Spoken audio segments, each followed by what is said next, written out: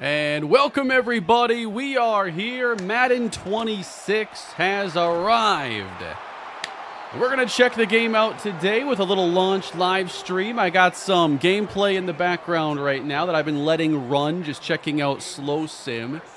But we're going to get into, a bunch of stuff in this stream. We're going to check out some actual gameplay, of course. We're going to check out the new weather effects, because those look pretty cool entering the launch window here for the game. I want to see what it's like playing in the snow. I want to see what's new in franchise mode, get a feel for kind of how that looks, and just check it out. The game just dropped earlier today. I have gotten to play a little bit, but I haven't really done anything too notable yet. But we're going to watch a little bit of this gameplay here as the Vikings and Lions are going head-to-head behind us. How's everyone doing? Don't spoil A-State, please. I won't talk about any direct spoilers in the Arkansas State Dynasty. But, yeah, with Madden coming out, I am looking to start a new franchise. And maybe you guys can help me narrow it down even further. I think I'm down to 3 teams right now that I think are a good fit for this year. Maybe 4. Is football your favorite sport in real life? Yes. I've always been more football first, although I've gotten more and more into baseball the last few years, especially doing my franchises, having a great time with those. So right now, when it comes to franchise, I'm kind of thinking of a few different teams. One that stands out is the Pittsburgh Steelers, as I haven't really done content with a Pittsburgh team before, and they feel like a pretty good fit. I also really like the Seattle Seahawks, looking at Sam Darnold there now, and, a team that's probably somewhere in the mid-tier that could still use some work on the offensive side. No more Geno Smith, no more DK Metcalf. I think the Colts are interesting with their quarterback conundrum, Anthony Richardson, Daniel Jones. I also say the Jets are pretty intriguing. Okay, Vikings taking this inside 2 minutes. It's Aaron Jones on the pass, getting inside the 25 there. I'm not going to do another Raiders one, no. I'm going to be looking at a team that it's either brand new or I haven't used in quite some time. Oh, God. Jordan Mason hit here for a loss. The Lions are going to force a field goal. You guys want to see this game finish out? Maybe I jump in. What do you say I jump in here and actually get my hands on the sticks here? I might run a poll, though, when the stream fills up a little bit more and kind of see who's maybe is the standout team, who maybe could be a team that I can eliminate. Ultimately, I want to pick a fun team and one that y'all want to see over on the second channel, as the Vikings are going to go up 13-10. I don't think you've used the Packers before, It honestly hasn't happened. It came close to happening in my Matt Pierre career mode series years ago. I was open to going to Green Bay, but it didn't happen. At that point, late in the series, I was kind of down for whatever it took to win a Super Bowl, even if that meant going to the Cheeseheads. Texans, I did Texans a few years ago, so the teams that I'm eliminating based off of recent usage or just not wanting to revisit right now are the Browns, Titans, Saints, Texans, Vikings, Giants, Cardinals, Bucks. Not all those teams are even franchise, first, rebuild expectation type of teams. I did the Vikings. So I want to do somebody new.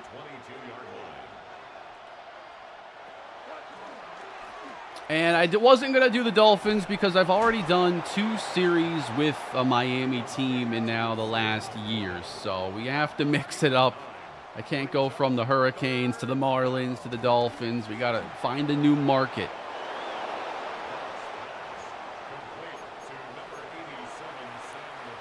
The Panthers are honestly a decent one, Remy. I was looking at their roster earlier. I think they're a good franchise team. Ooh, Jonathan Grenard laying the hammer. Not in field goal range here yet. Yeah, I did the Titans a couple years ago in a big franchise on the main channel, so they're out of the running. Goff. Incomplete. Cowboys would get you views. I think the Cowboys are a good team for it. Because, like, outside of the fact they have, like, Dak, CD, and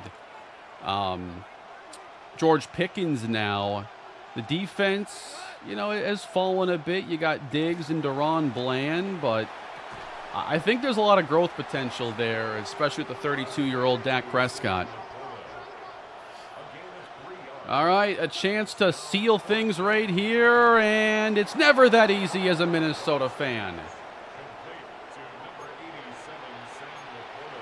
All right, give me some coach suggestions. What would Brian Flores do here? Where's the blitz? There's no blitzing here. Steelers or Seahawks, bro? I'm kind of thinking those are my main two finalists.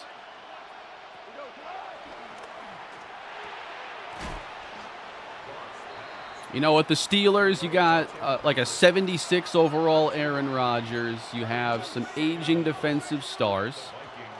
And you have the AFC North, where you are not on the level of the Baltimore Ravens. And the Bengals have a high-powered offense. We'll see what they can put around it. AFC's a gauntlet. I like doing my AFC series for sure. We're going to get a field goal try here from Detroit. Jake Bates. Uh-oh. He missed it. He missed the kick.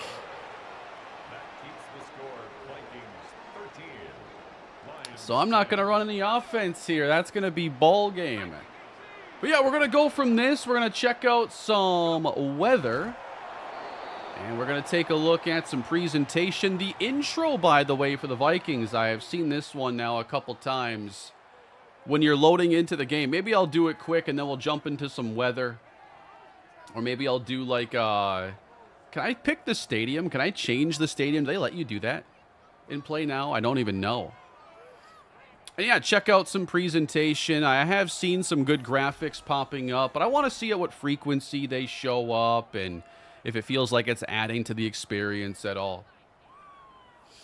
Yeah, post-game here doesn't seem anything, you know, out of the ordinary. I would just like to see, like, sure, show some highlights, but then give me a player getting a post-game interview that is the player of the game and show me their stats. Like, that should be a staple in every sports game, really. And by the way, as we get into the action today, I want to let y'all know that today's stream is sponsored by Control Freak. Been really happy to work with them here lately. And I've used Control Freak accessories for a long time. Been using them a lot here the last couple months. They add a lot of comfort, grip. I love these raised sticks here for playing shooters especially. Got the Battlefield 6 beta this weekend. Excited to check that out. Check the link down below. With the code Mr. Hurricane, you can save 12% on your order. And just until I can get into the next menu is all. So, all right. So I wanted to show you the Vikings intro quick if you haven't seen it yet.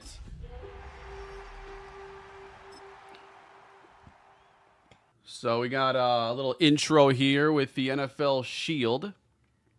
BF6 beta is fun. I can't wait to check it out, man. I'm not going to get to play until this weekend when it's open. So let me know if you guys can hear it well. You got the Skull chant in the background. You got Randy Moss with the Gallarhorn. Let me raise the volume here a little bit for you.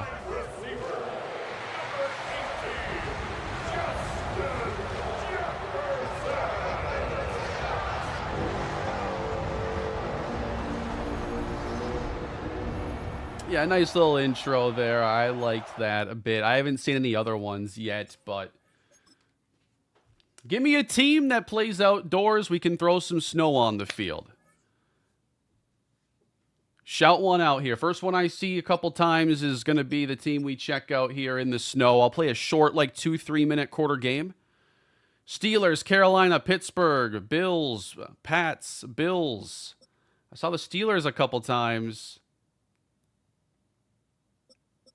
All right. I'll give y'all the Steelers here for this one. Give me the Baltimore Ravens coming in. Let's check out what all Madden plays like. You know, usually when I play myself, I like all Madden better. For my slow sim series, I tend to go all pro. I always go all pro. All right, just give me... I want to play a really short game just to kind of see what it's like, and I want it to be... You guys want night heavy snow, or you want daytime? Because I kind of like to see different lighting and what the visibility is like at different times of day. I think during the day could be harder. But y'all want to see some night heavy snow. All right. All right. Pittsburgh Steelers, Baltimore Ravens in the snow. Could this be a preview of my series this year? We'll have to see. Yeah, you guys really wanted prime time. You had no interest in a 1 p.m. snow game, so let's get it. Yep, can't see much, that's for sure. Please welcome your 2025 Pittsburgh Steelers. There's TJ.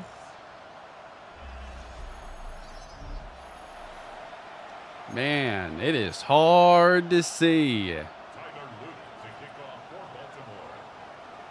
Holy smokes. And let's go. You guys wanted heavy snow. We got heavy snow. I did not like the previous handful of years of weather whatsoever. The snow as a Minnesota native was laughable, man. Wasn't even enough to shovel. That's the kind of snow you just wait to melt.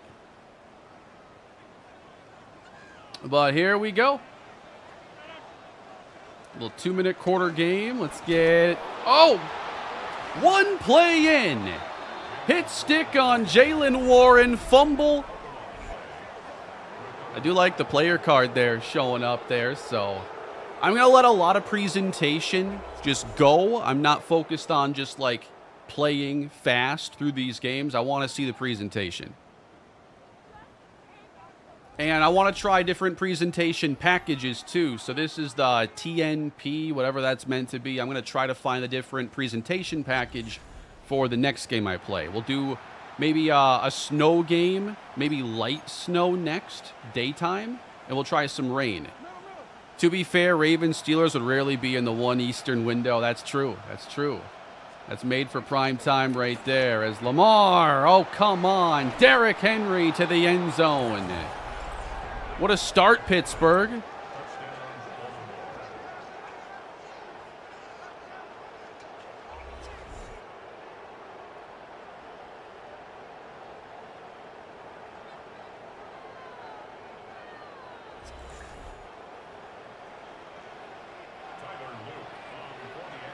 Now this is like with the Tua when he had to go to Kansas City to play in the snow.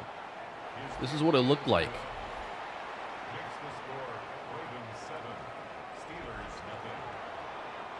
All right. That was a long 10 seconds to get into the game.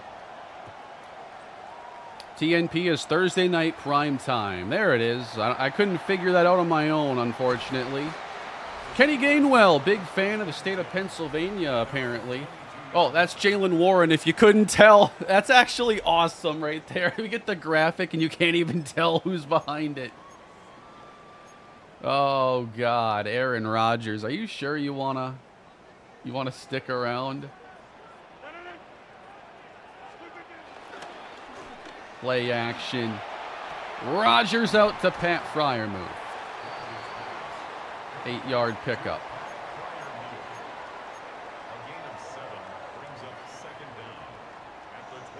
This must be your sign to save the Steelers. There's a lot of Steelers love here in the chat. That is for sure.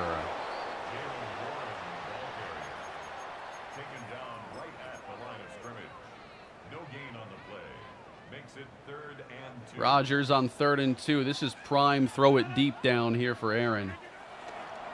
And we're going to dump it off instead. Jalen Warren, no fumble this time. A gain of 4 yards. That's good for a Steelers first down. 1st and 10 at the 33-yard line.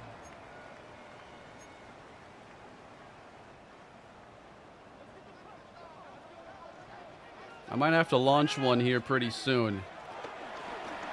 Not yet. When I can get one-on-one with DK Metcalf, I'm going to go for it. I didn't realize Kane had so many Steelers fans. Well, I mean, it's one of the biggest fan bases out there, really. So I'm sure there's a lot of Steelers fans that have been wondering why I don't show any love to Pittsburgh as Metcalf cannot come down with that.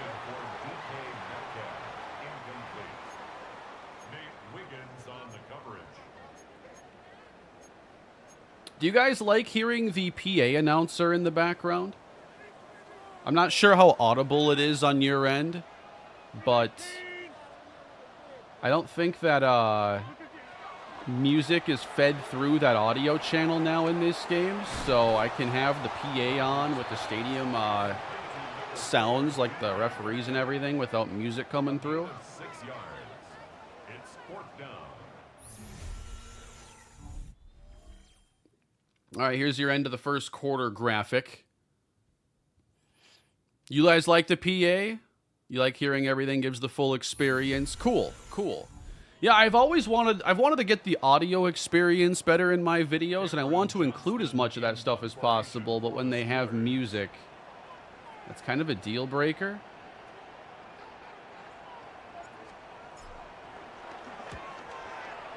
I kind of wish they would just take over the CFB kick meter. I like the difficulty that the game has. Although the hash thing, or like the arrow differences on the road, man, I don't know if I like that. It screwed me up so much.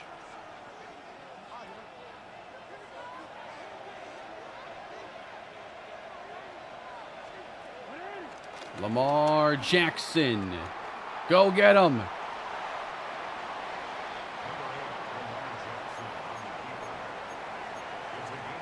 Any fish today? Not today.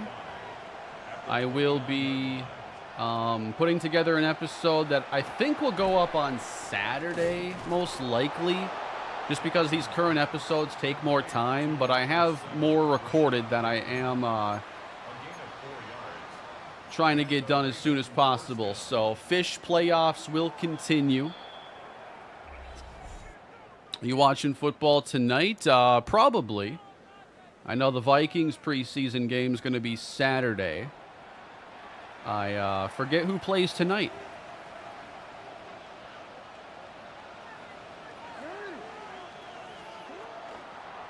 Lamar Jackson underneath. Saw the little stumble there from Mark Andrews. You know, we want to see the weather not just look better, but have some effects as well on player movement and speed. So there's Andrews losing his footing.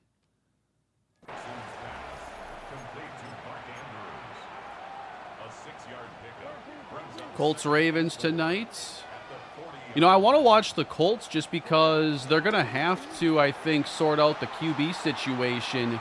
Nice coverage downfield. Is that a Porter?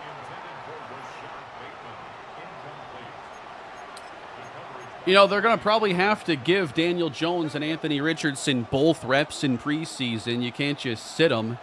So they better, you know, play them. Lamar outside and short as Zay Flowers. Give me a little 40-second drill. Can you see if you can add/edit abilities when you create or edit the player? You might be able to check that out as the punt is very short. There's a lot of wind in this one, too, and so CPU sky kicks probably still on the menu.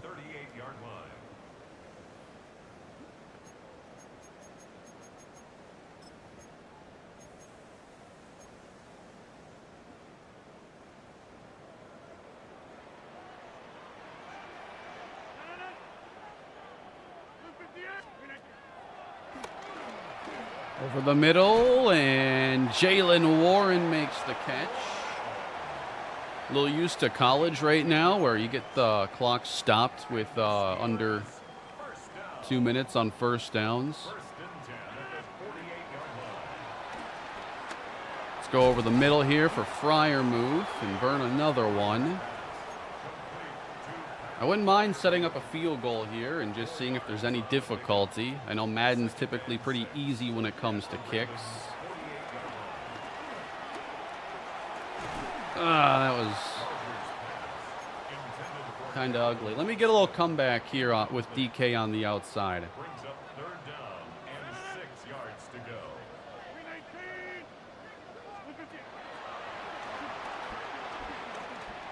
Float it out.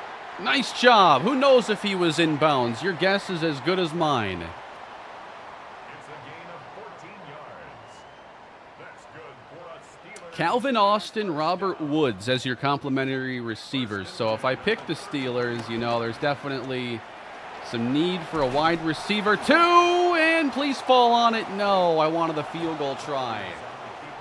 Running around with 70-year-old Aaron Rodgers, and he puts the ball on the ground. You know, they could really use Terry McLaurin if he's actually, like, is it a true trade request or is it just contract leverage, you know? We'll see.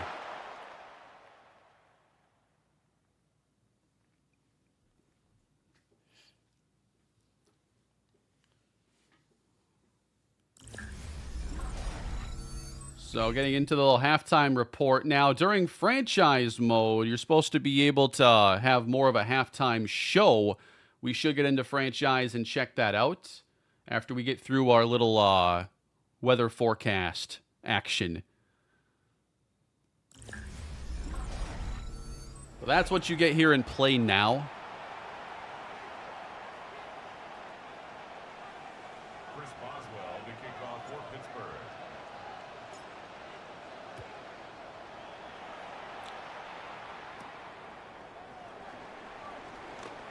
Uh-oh. Nice little run back here for Keaton Mitchell. At their own 34-yard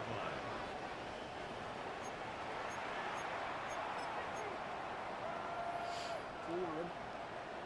It's almost impossible to see anything in super or slow super sim when there's heavy snow. Yeah, I need to do slow sim for all of these. Good call. Let's watch the next play in slow sim, because that's how I do my second channel franchises. I'm the GM watching from the booth. Oh my God, I don't know if I can even do an episode in the heavy snow like this. Who knows what's happening? Can't see anything. First down.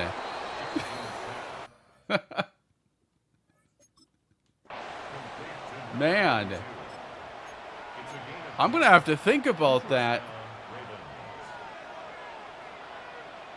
What am I going to do in my franchise if we get a heavy snow game? There was a slip again by ball carrier that time.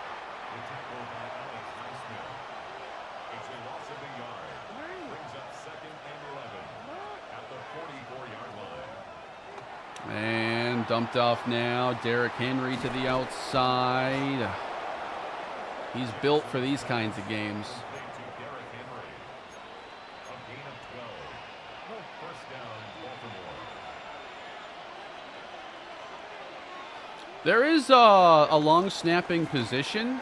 I believe there is a long snapping attribute because they're all, you know, there's long snappers have their own overalls, and they're respecting, like, Andrew DePaula, who's been a multiple-time All-Pro with the Vikings. So I believe there is a true long snap rating. I just don't know.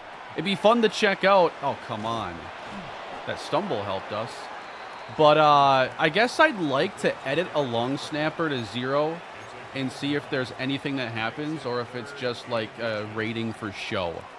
Because I have not seen anything about like bad long snaps. Just the fact that long snappers are now in the game. And yeah, if the draft generates long snappers, I have no idea if they will. I kind of feel like they won't. What are your team choices for franchise? I'm interested right now in the Steelers and the Seahawks are the main two I'm considering. So we're going to do snow here in Pittsburgh. We're going to check out rain in Seattle as we get a look at the weather effects here in Madden 26. I'm still considering the Colts, but I feel like it's the Steelers and the Seahawks as my main two. And I forgot here I have such little time. Got to try getting the ball back. It's a pickup of 6. Brings up 2nd and 4. I wonder how often heavy snow will show up in franchise too. I'm guessing at most once or twice a year.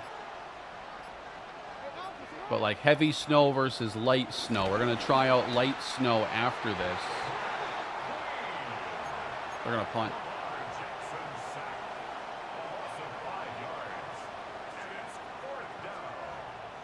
The Colts are probably my third team remaining.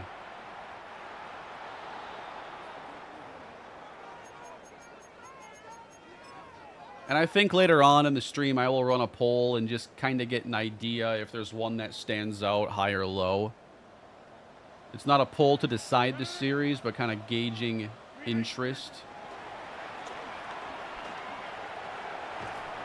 I tried to lateral there, I honestly did, but Jalen Warren wasn't on the same page. What coach archetype? I'm not sure. I'm not quite sure yet.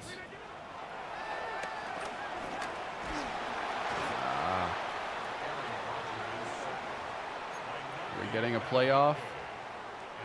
Nope, that's going to be ball game here. So that's a look at the heavy snow gameplay then. I certainly like that it's much tougher to see, but for slow sim where I do my second channel content, it doesn't really work. And I think the workaround there is going to be if I have a heavy snow game in my main franchise and that's the way it's going to be presented, I'm probably going to have to do coach mode instead.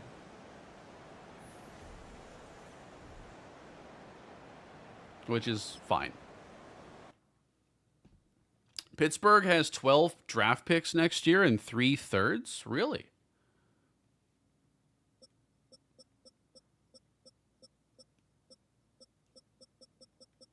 All right, let's find another team. I saw a lot of you picking the Bills for the snow as well. We're going to do a little Bills game now.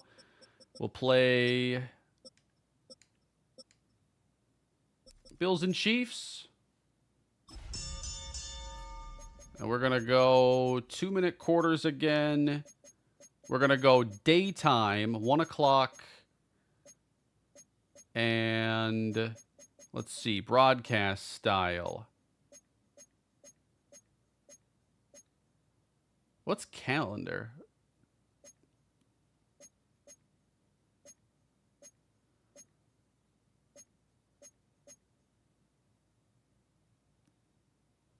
I'm just going to pick Madden for this one.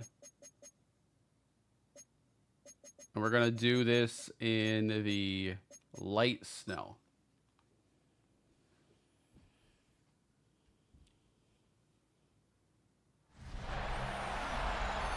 Here we go. Where are the tables at?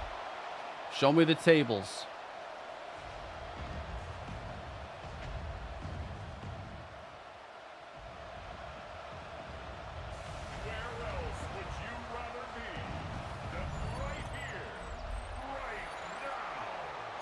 So this is more of what the snow has been for a couple years, where there's not a whole lot of field coverage.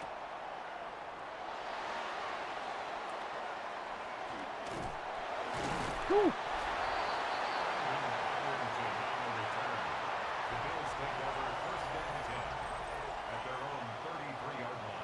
Now those graphics are very clean.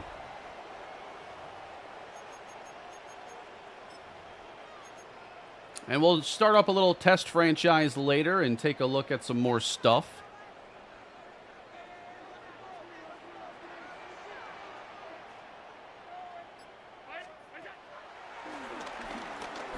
And here we go. We can already get a big play out to Josh Palmer. A gain of 17 yards. And the Bills first down.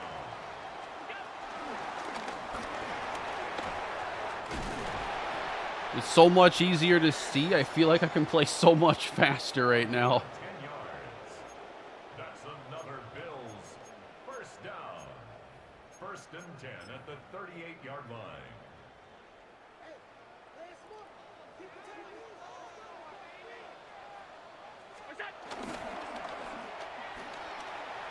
We're going to run here with Josh. Wrapped up by Trent McDuffie. Trent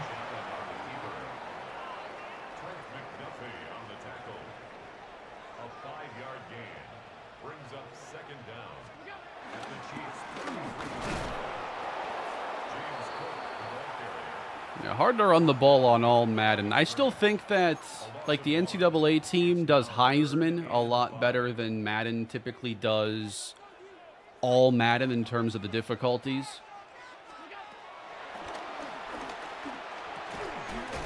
Oh, he's got it. Could barely tell. End of the quarter.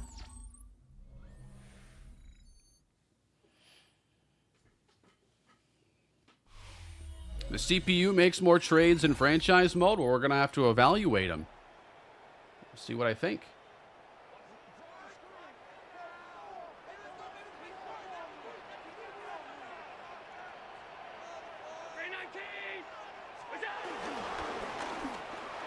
James Cook. Gain of 8. The tackle made at the 12-yard line. It's a gain of 8. Brings up second and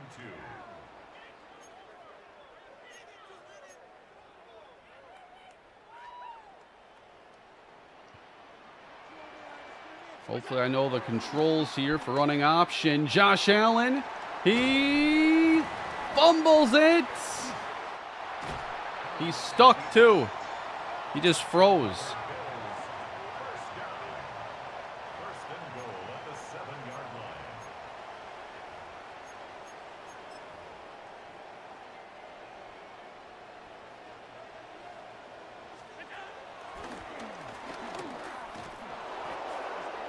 Allen on the keeper.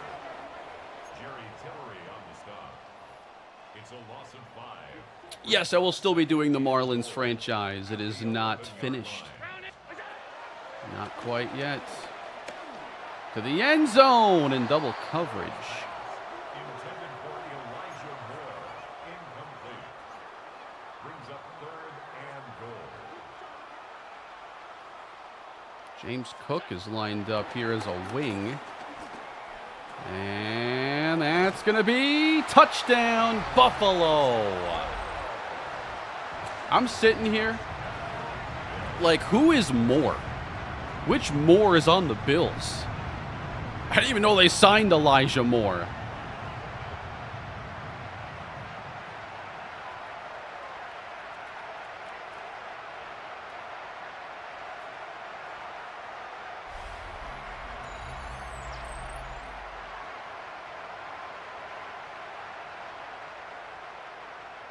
Yeah, where's Khalil Shakir? We've had Josh Palmer and Elijah Moore on the field the entire time.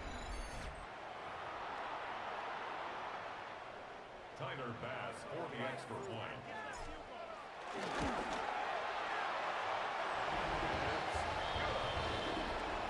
Makes the score 1-7. Chiefs nothing.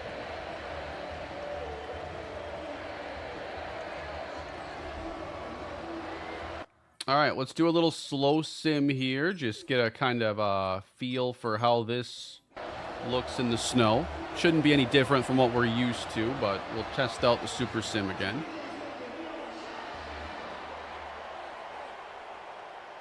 I have noticed in Super Sim, if you play the slow sim style like I do, that there is a long wait at times getting from one play to the next or to start seeing the slow sim actually happen. Like I'm hitting X, doing what I usually do to speed things along, and it's not really responding to any of that input. So A couple times here I've wondered, like, is it going to change?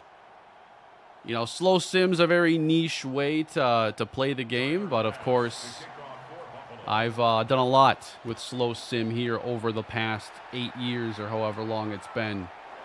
So yeah, no issues when it comes to visibility here in the snow whatsoever.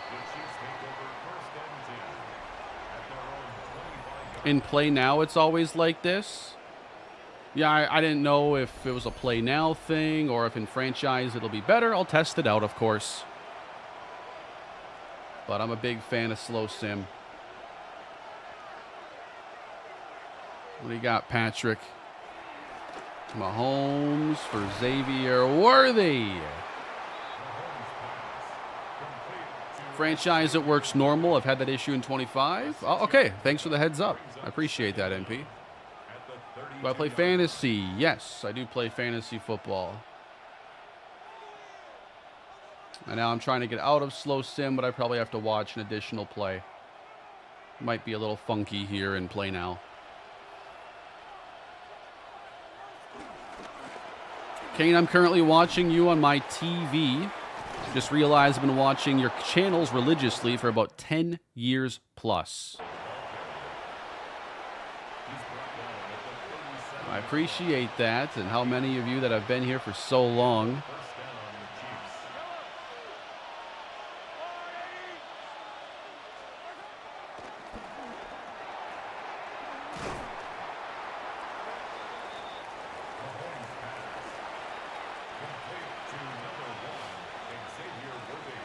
Ashton Genty, league winner. Well, with how high he's going, I don't think he's going to win you your league, but he can be, you know, a proper value and a leader for your team. But as far as exceeding his draft slot, pretty tough to do when you're already going in the first round range like he is.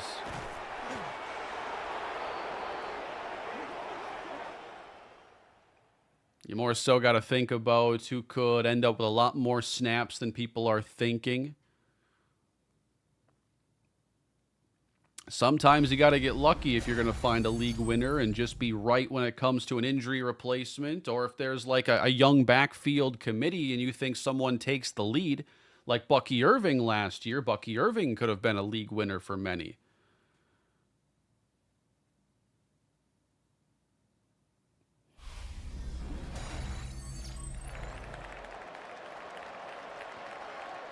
Rashawn Slater expected to miss the season. Oh, man. And not the first time that he's had a big injury there in Los Angeles. That's terrible.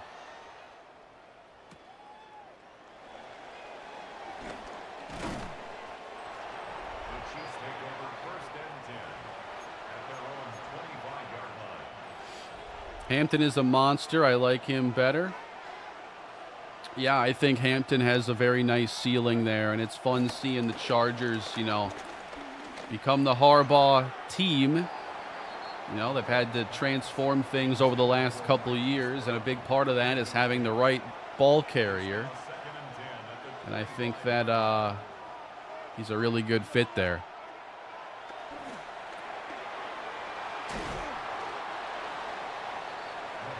Chase Brown took over the backfield and won leagues as a late-round pick last year. Exactly. So, like, who are the candidates to do that this year that are more so later-round picks or even mid-round guys that can give you the upside or finish as top 10 running backs?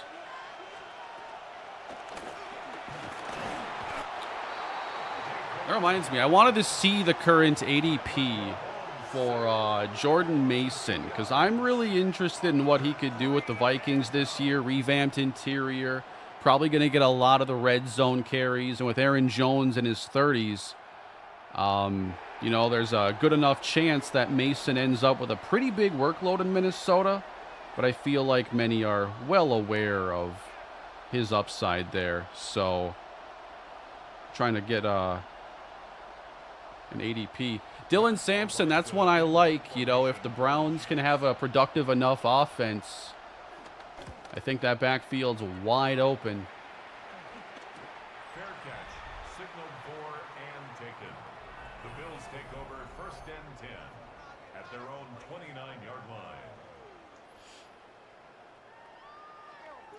James Conner won me my league mid to late rounds. Yeah, James Conner was phenomenal last year.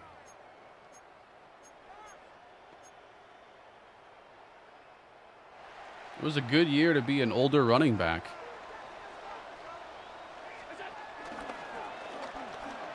Josh Allen. I wish you protect the ball. You're making me nervous holding it out like that. No gain on the play. Brings up second down at the 30-yard line. As far as I'm aware with James Cook, it's more of a hold in. He's not practicing. He's not suiting up, but he has reported, like, physically he's there.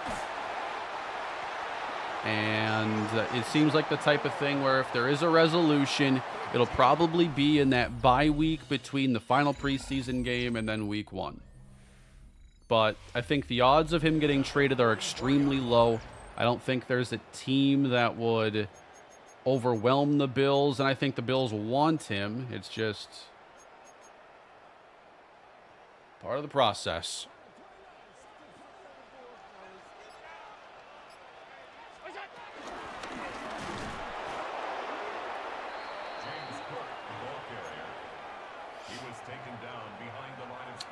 I haven't really tried the trucking reach out thing, so as I get some more touches, I'll probably have to try that out a bit. Nice. Shakir slipped away, gets the first down. 13 yards on the play. That's good for a So the game is available right now. This is early access, and originally it was only going to be a few days. Oh, come on.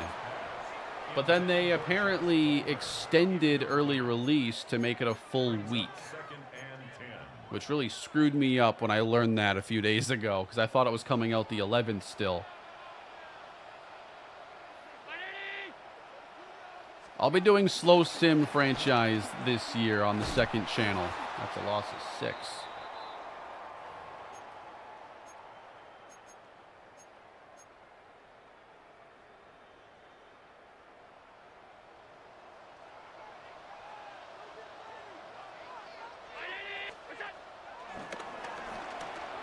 Rolling Josh out and running him downfield. I didn't get a truck stick in there, but I sure got the first down.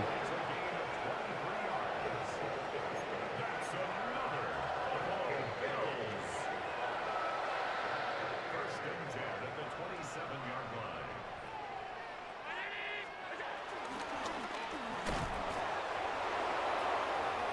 James Cook, the ball carrier. He was brought This down is not Kalispell. You're right. It's not. a loss of 2. Brings up second down. Probably get to some more Kalispell next week sometime, but another game dropping, so He was tackled I'm going to play some Madden primarily the next couple days. I think I'll be doing a lot of streaming here early until my first series launches. Now, I wasn't... Oh, they actually lined up off sides. I wasn't originally going to stream today. I was going to get Johnny Sampson here into Madden, and I imported him, and I was recording, but I didn't really like how Superstar was handled primarily for, a lower-rated player coming in. Superstar has a couple things design-wise that I don't like. Whoops. Too much power. I imported Johnny, and he's meant to be a 67 overall. You know, that's about right. I did the combine. I did the 40-yard dash. I ran a 4.4 flat with him. And it boosted his speed by like 5 points. And then, the weirdest thing.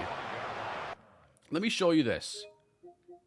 So, this is the wear and tear screen in Superstar. And when you are at full strength, basically, you can get +6 speed. And I'm looking at this like, okay, this is not even the first time. Afterwards, I was experimenting to redo the combine and see how bad I could make him. But, like, after I ran a 4.4, he had, like, 89 speed. And then with the speed boost, he had 95. And it's like, wait a minute. Wait a minute. That ain't Johnny Sampson. And then I tanked the combine. I ran a 5.9940 and finished near last in every drill. I think the worst you can be is a second-round pick.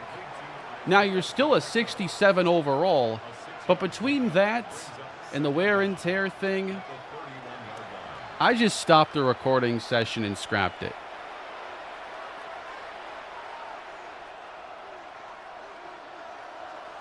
I think if you're going to play Superstar, don't even try doing an underdog.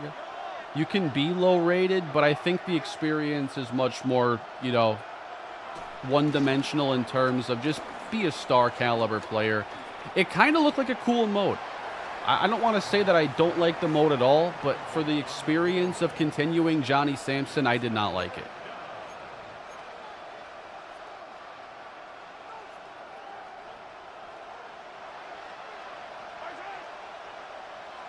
And when I did, like, the combine and I did the drills and everything, Johnny became a first-round pick. Uh-oh.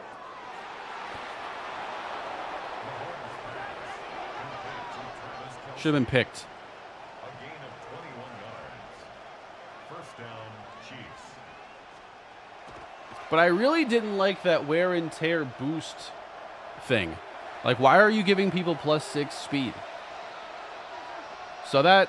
all of that just leads me to think, like, if you're going to do it, just make a first-round pick and go try to be a star. To Rashee Rice. A gain of 21 yards. Like, I had an undraftable combine, and it led to him being a second-round pick. I don't think you can go lower. Nice job, Buffalo.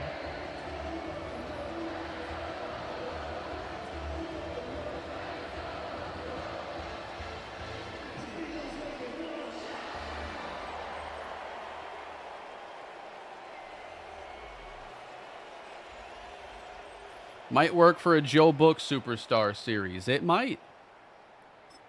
It would certainly work a lot better than turning Johnny into all of a sudden a stud running back and not really earning it.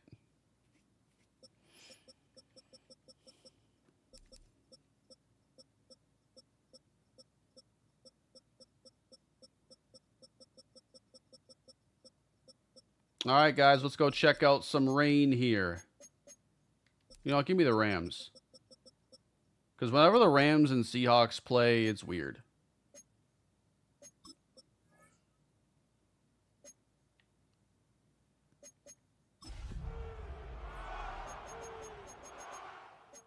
And let's do some nighttime rain. Heavy rain at night. And we're going to try out the Sunday night commentary or package.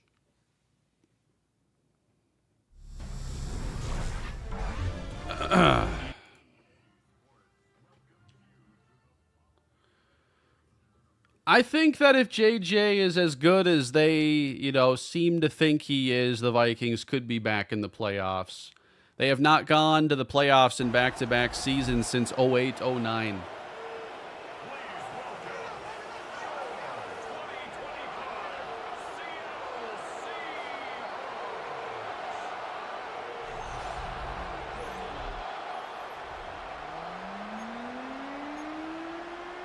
All right, heavy rain, everybody. Jason Myers to kick off for Seattle. I like to see the rain kind of accumulating in some areas, too.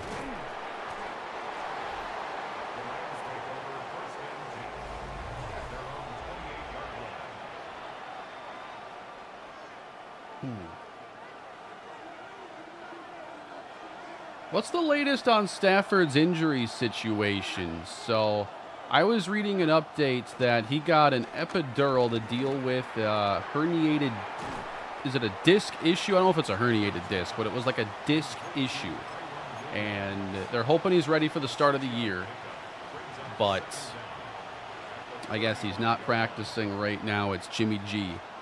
I imported a really bad college quarterback just for fun when I was done with Road to Glory. Think Tim Boyle stats, but he was a second-round pick. Why even play the games if you can't be a day 3 or undrafted player? Yeah, I wasn't aware that it would be like that when you imported anybody, let alone a late-round guy who should be barely drafted, if at all. There you go. Marcus Lawrence.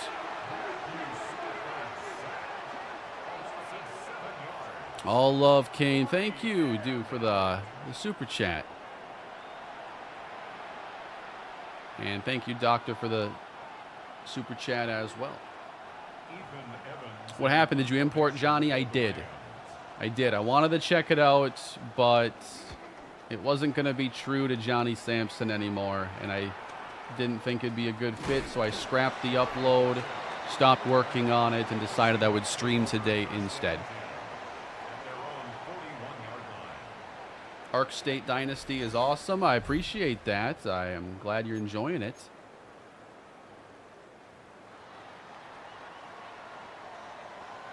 Sam Darnold. What are your guys' expectations? Like, I feel like expectations are pretty low, especially from non-Seahawks fans. Just seeing the way last year ended and now this situation maybe not being as ideal. Come on.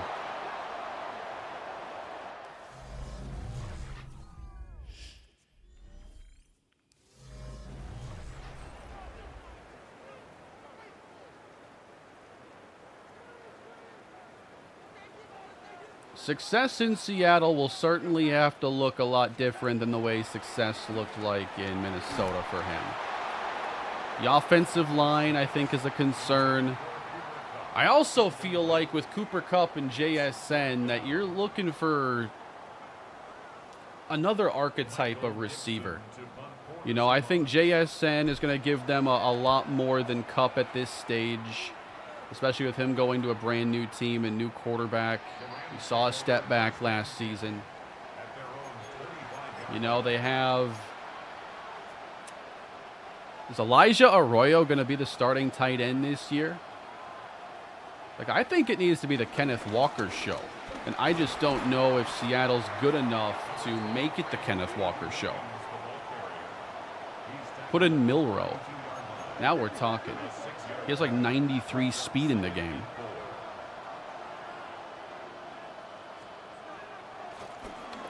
Stafford. Hit again.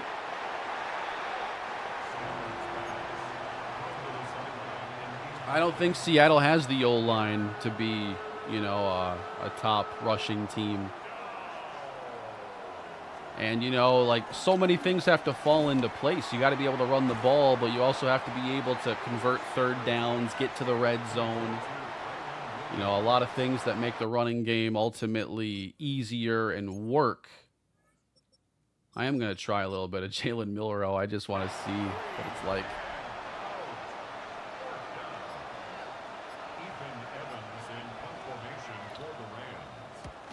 I'm not sure exactly why they cut Fant. Maybe they just like, you know, Elijah Arroyo more, or what they have in the building. The Seahawks take over first and 10 at their own 49-yard line. All right, Jalen Milrow now in the game. Marquez Valdez-Scantling is their main field stretcher now.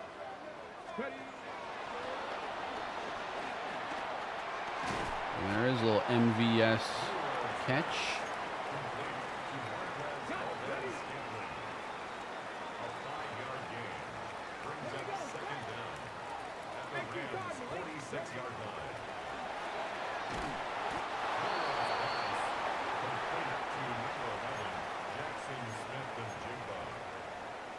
No gain on the play. It's now 3rd and 4. 19 tight, 19 tight.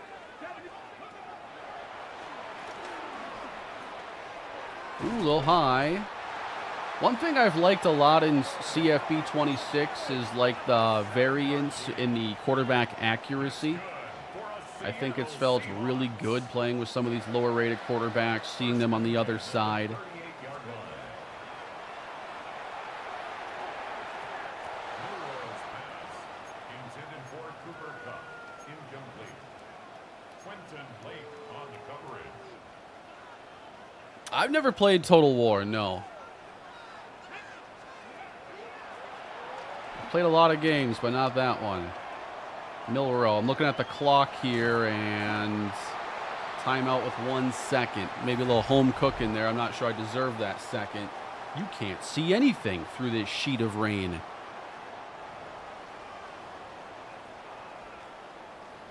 I've definitely heard of Total War. Jason Myers for the Seahawks field goal. A 48-yard attempt. Jason Myers. No sweat there on the field goal. Not quite like playing CFB.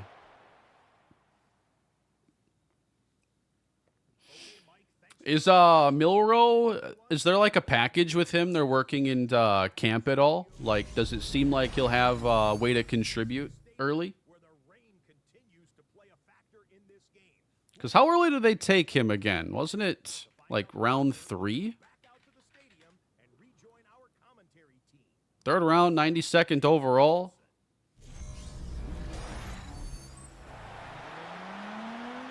Oh, yeah, I have to run some no huddle. I want to see what that looks like.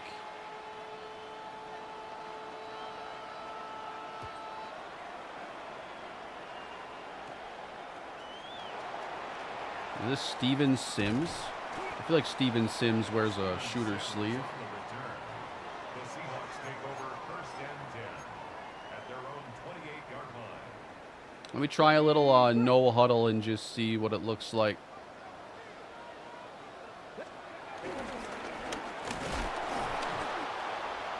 Kevin Walker, the ball carrier. Brought down behind the line of scrimmage. It's a loss of 2. Brings up second and 12 at the 26-yard line. I wanted to shake him there. I forgot I could juke behind the line still. I could have tried a spin there, actually, with how much momentum I had going one way. I think a spin back inside would have worked. We will try a slow sim, yes. MVS and no huddle time. A gain of 17 yards. Yep, we're going to get into a franchise game. And we'll see some of the presentation there, halftime show, all that good stuff. Milroe, underthrown. I'm not sure if that underthrow was like based off of accuracy. I think that the throw power is reduced in the heavy rain. Let's try a little slow sim and just see what this looks like. It's a little more visible than the heavy snow, for sure. I could actually handle watching this. Nicely done, too, Kenneth Walker.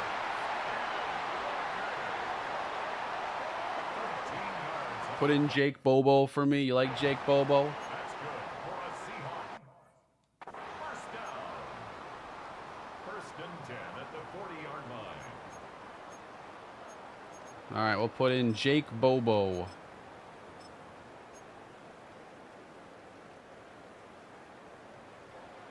A little 4 wide. Jake Bobo. Now we can say we've involved him. A gain of 4 brings up second down at the 36-yard line. And a little screen.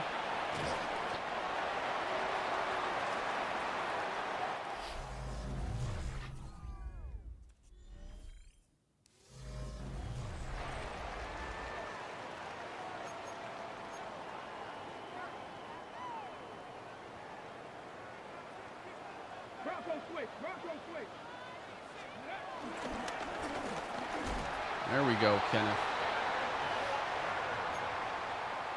A gain of 3 yards. And that's good for another Seahawks See if I can get Cup here off this play action. I got better options.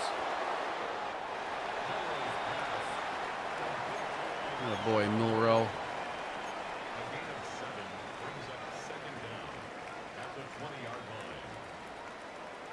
A.J. Barner. I kind of like A.J. Barner.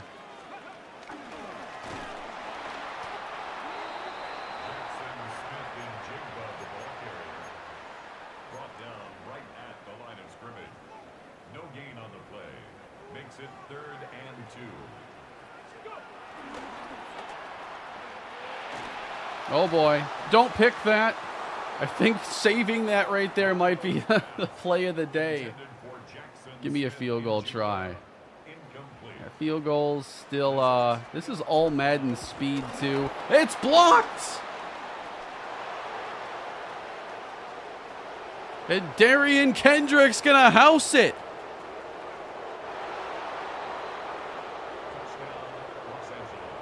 Wow.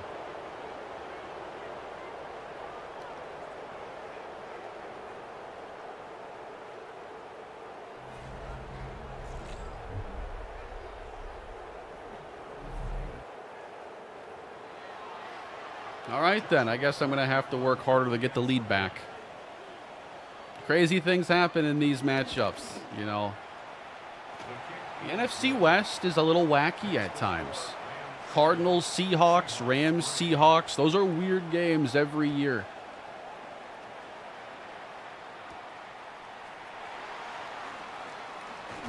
San Francisco brings some normalcy to the division, but the other three are complete weirdos.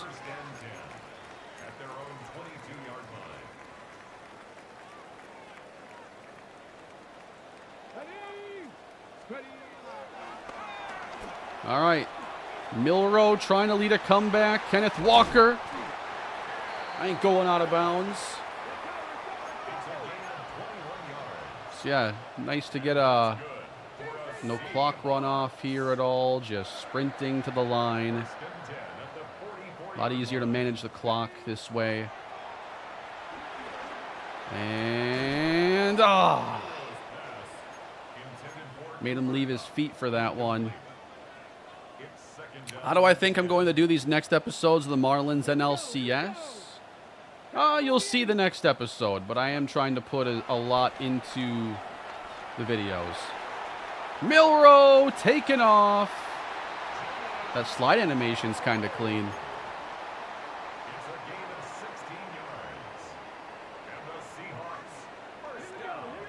38 seconds to go get a touchdown. I should use a timeout here soon. Yep. Yeah, I feel like Milrow's accuracy has been, you know, you can tell his ratings are lower. The ball's getting to the target, but sometimes in the wrong spot.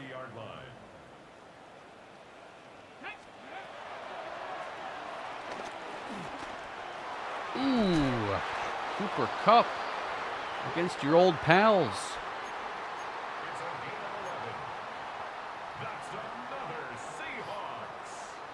The Chargers are our cursed franchise, yes. There's no denying that.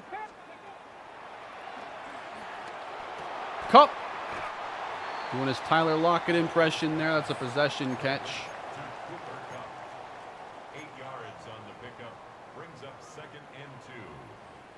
Jalen Milrow trying to be the hero. Kupp overthrown and picked. He had him open too. I like the way they're representing the accuracy here a lot.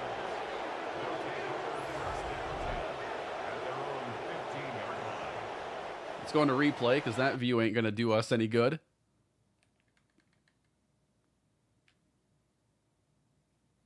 Yeah, look at that release by Kupp. I thought we had him.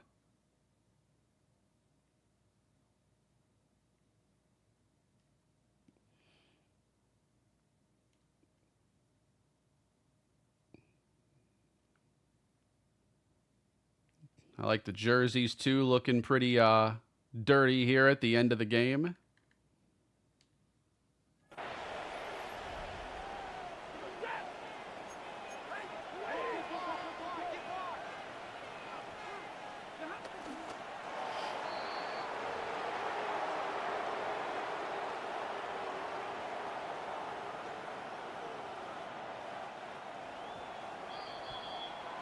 Yeah, it was fun to check out the weather effects. And now we need to see some more stuff inside of franchise mode.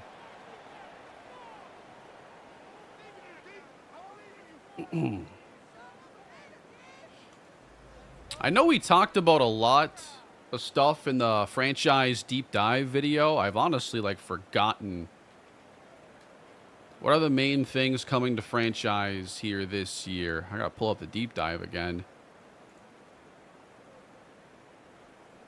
So the coach creation stuff, yeah, the coaching was definitely a focus with like the play sheets and the abilities in there, staff management, storylines, real-time AI and stuff, presentation, halftime, weekly recap, improved draft logic. We'll see about that.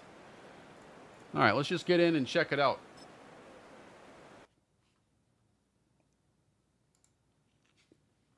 Just a moment while I get franchise loaded up.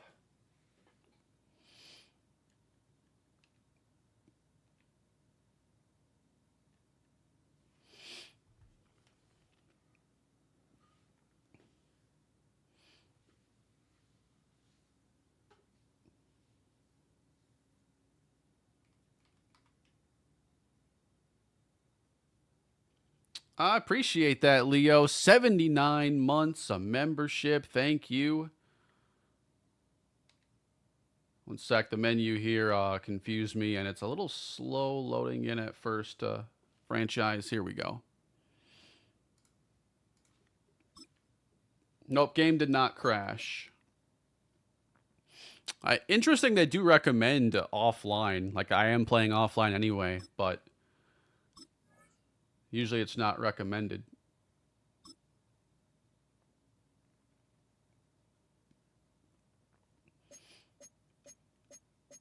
So here we go. I'm probably just gonna pick the Vikings. You know, that's my team, and I like to check it out every year at the start. Back in the day, I'd always play a Vikings franchise before I started making content, and then when I first got into content, the Vikings were my first team. They were pretty terrible at the time until I took over. I like your videos. Would you change that about me? Not at all. You guys want to see me pick a custom coach and just kind of take a look at what this is like? What's going on, Mike? How you doing? How many minutes per quarter do you use? It depends. If I'm doing slow sim, I think I do like 11-minute quarters there. If I'm playing, I like 12-minute quarters, 17-second runoff. All right, custom coach. We're going to check it out. And let's go with a development wizard and see what that gives us. Custom coach.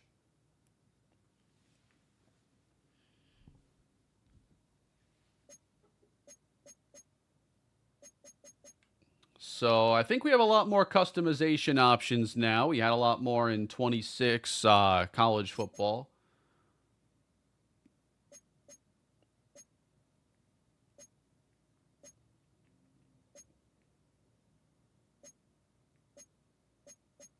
You actually got quite a few options here for what you want your coach to wear. Gives you some reason to maybe change it throughout the year.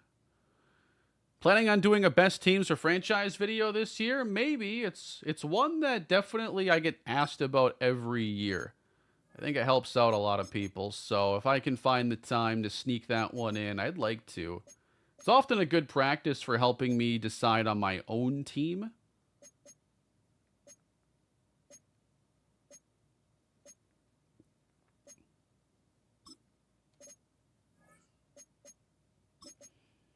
And we got some shoe options even. Wow, we actually have a lot of shoe options here for the head coach.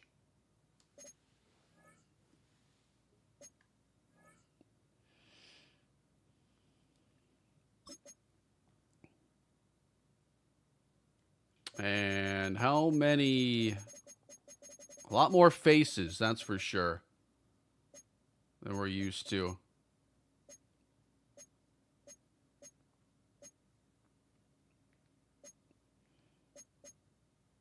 They're all templates, though. I don't think you can do any actual customization off of them. So, you know, you have more options, but you don't have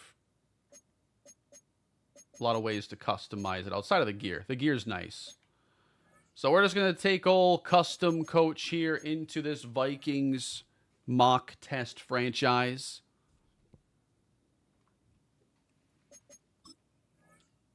Let me see my settings here. I'll still keep it really short games as we just test stuff out. Home field advantage.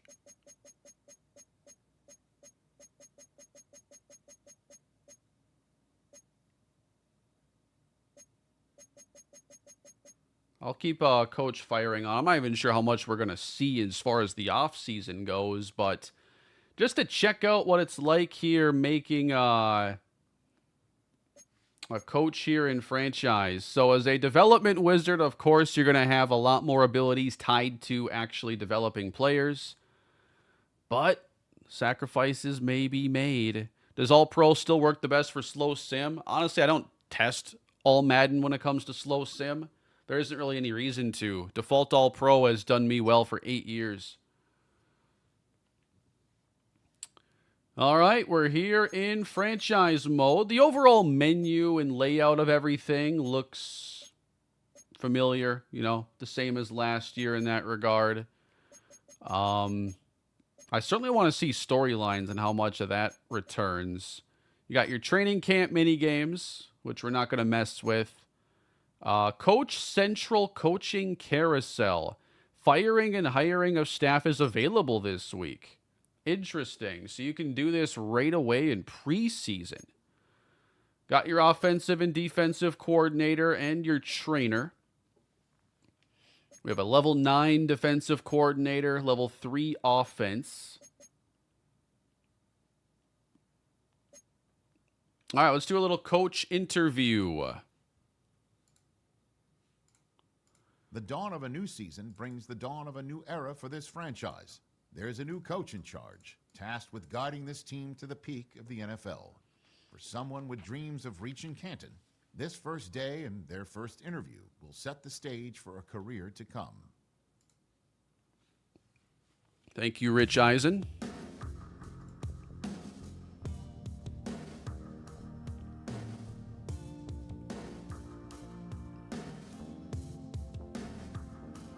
Coach, a big reason why you were hired was your ability to develop talent and get the most out of players. What area will you focus on first? Training camp, focus players, developing the quarterback, finding scheme fits. Let's pick developing the quarterback here.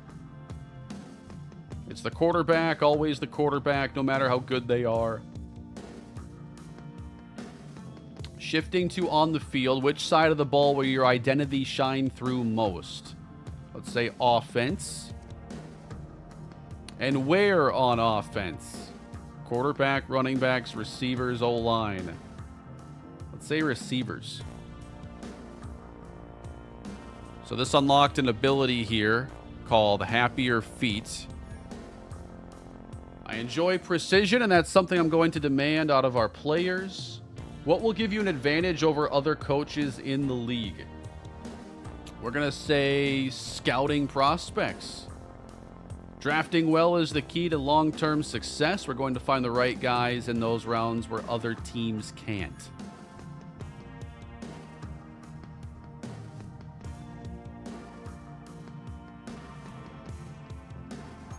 All right. Now the trainer's talking about our team's health. Wanted to discuss player health for the upcoming season. As players start to take punishment during the game, the wear will cause their health start to diminish. Attributes may be affected. Okay, a little tutorial here. Each week we will evaluate every player's health and give them a status to help you manage your lineups. During the week, it will be up to you to decide what your team's training plan is and how you utilize staff's abilities.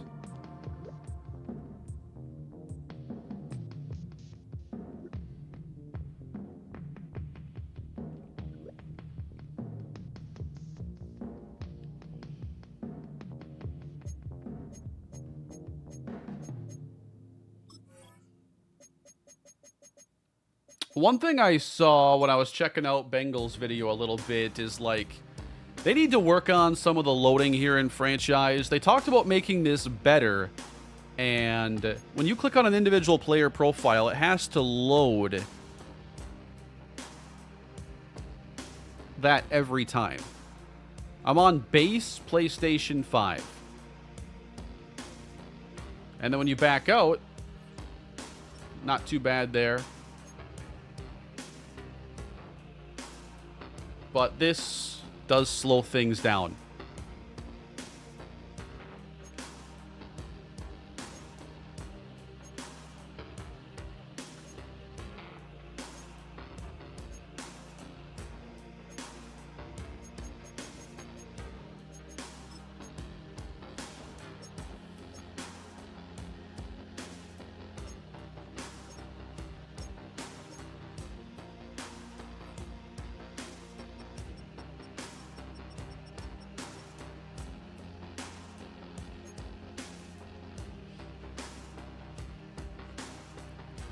So yeah, that's, you know, they've loaded in the player models in the past. I'm not sure what's making it so much slower in this game, because it certainly wasn't this slow in 25. The fries are in the bag. Nice job, Quasi. 3 new interior offensive line starters. Can you test CPU trade offers on Justin Jefferson? Sure.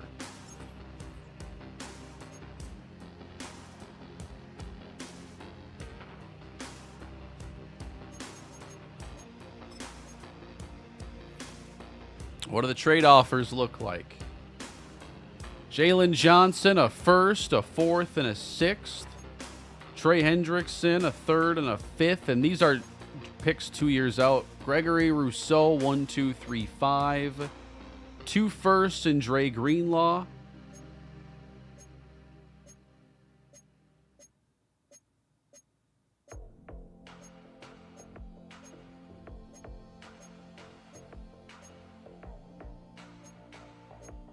Yeah, there are some big packages in there.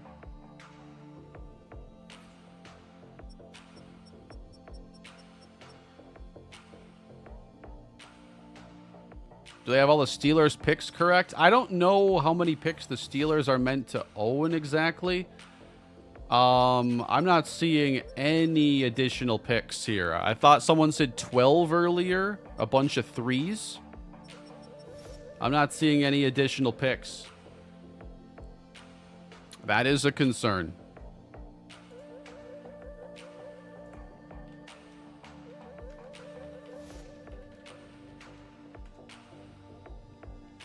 Right now, 2026, the Steelers should own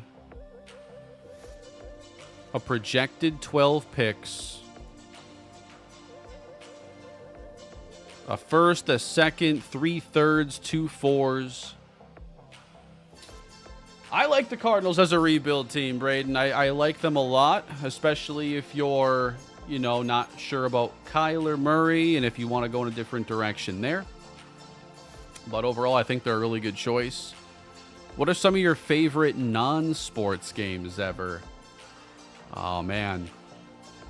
I really like Persona 5, Persona 4 as JRPGs. Big fan of the newer Zelda games, Breath of the Wild, Tears of the Kingdom. I've played a lot of Ratchet and Clank over the years. I love that series. It was one of my favorites growing up. Guitar Hero, Rock Band. I mean, who else here has all of the Rock Band, well, not all, most of the Rock Band and Guitar Hero games sitting next to them at all times? Burnout Revenge, banger. Burnout 3, banger.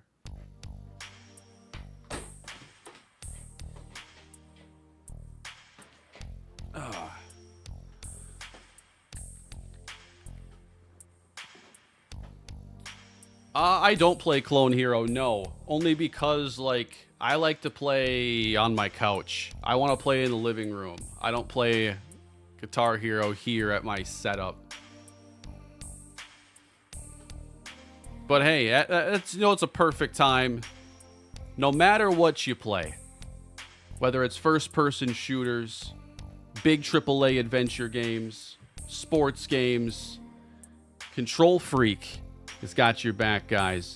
If you want to get some of the best controller accessories out there, upgrade your aim, upgrade your grip. Big fan of their controller accessories. They are the sponsor of today's stream. Happy to work alongside Control Freak. I've used their stuff for a long time. Use the link in the description. The code Mr. Hurricane will save you 12%. Thank you, Control Freak.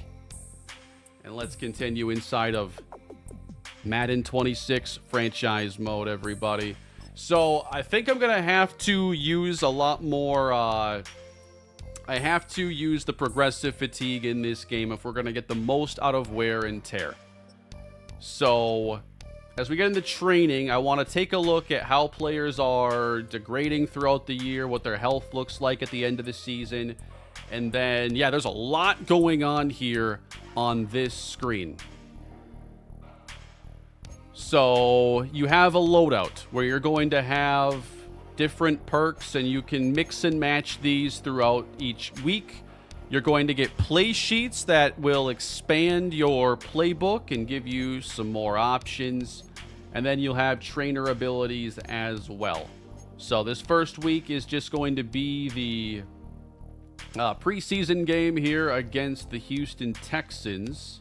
Got a little matchup here on the right side of the screen.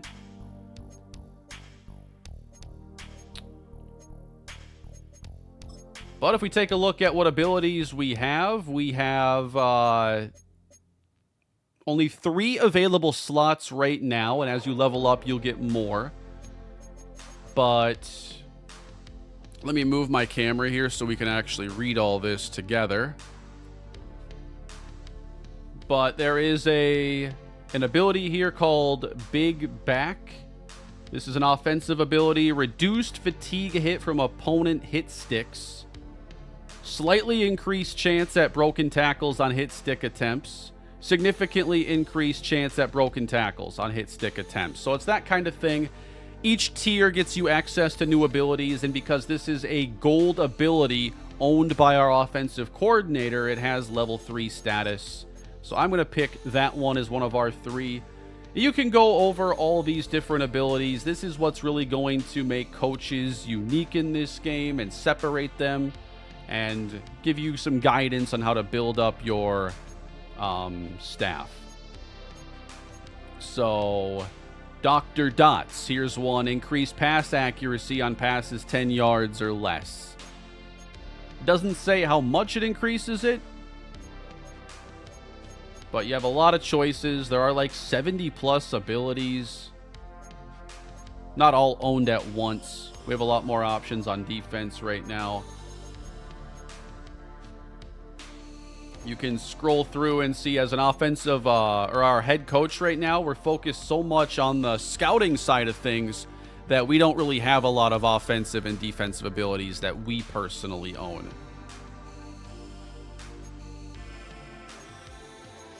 But the scouting buffs that we have right now are general scouting buff for defensive end, offensive tackle, reduction on letter range unlock, higher to tier 2 scouts.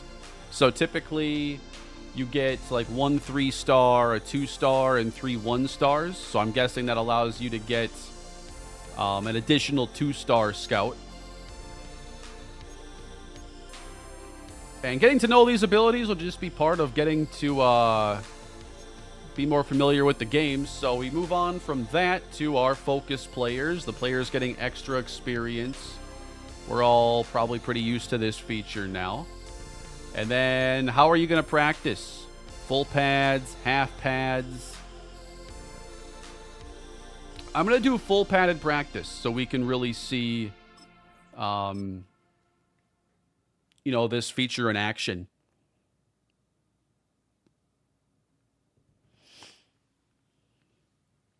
So, On the right side here, you can see that there are some wear and tear effects already taking place, like JJ's left arm and his lower body, right foot. Right ankle is the main concern area, so speed's down 1. I think the full padded practice is pretty much has everybody, a little less than full strength, but still good enough to play for sure. And then, based on where players' health is, you have players who are going to be listed as questionable, doubtful. Right now, everybody is no injury, will play. There's a difference between being hurt and then just the overall effects of wear and tear. But as the season unfolds, I really want to see what this looks like. And then the upgrading of players, I imagine, is the same archetype system we've been using now for a few years. Quite a few years now, I feel.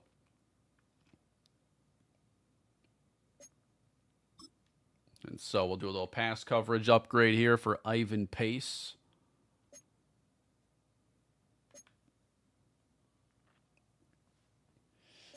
Don't forget to hit the like button. Good call, Diesel. Hit the like button, everybody, if you wouldn't mind.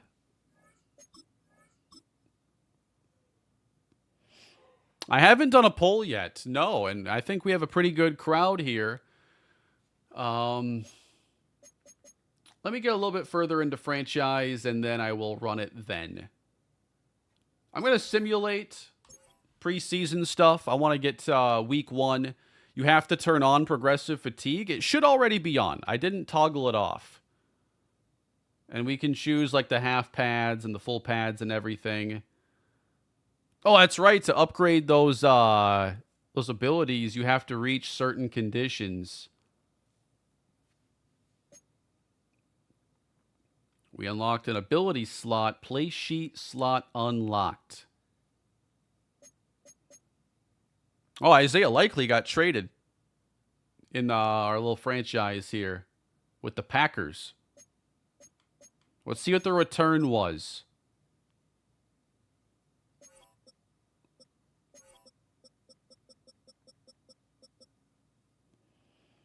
A 6th-round pick and Sean Ryan for Isaiah Likely. We had the Chiefs trading Jalen Ford for Cam Jones. A little small swap there. Sean Ryan plus a pick.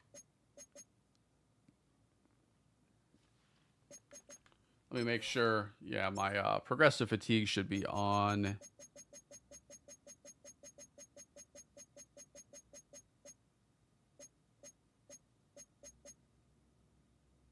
Huh.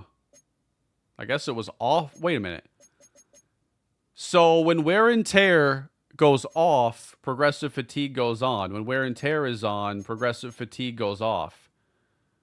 So I think that they're changing it from like the overall stamina system that progressive fatigue ran with previously, which I didn't really like as a wear and tear substitute. So, okay, it seems you have one or the other, and I'd certainly like to experience the wear and tear stuff.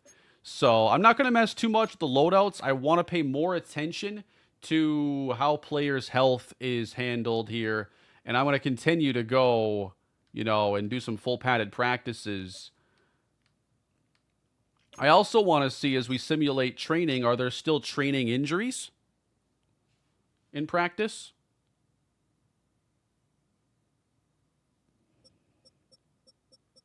Does it create new injuries? I'm wondering.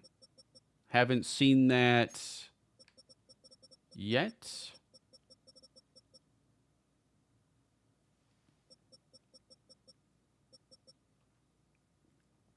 Yeah, progressive fatigue was broken. I turned it off every year.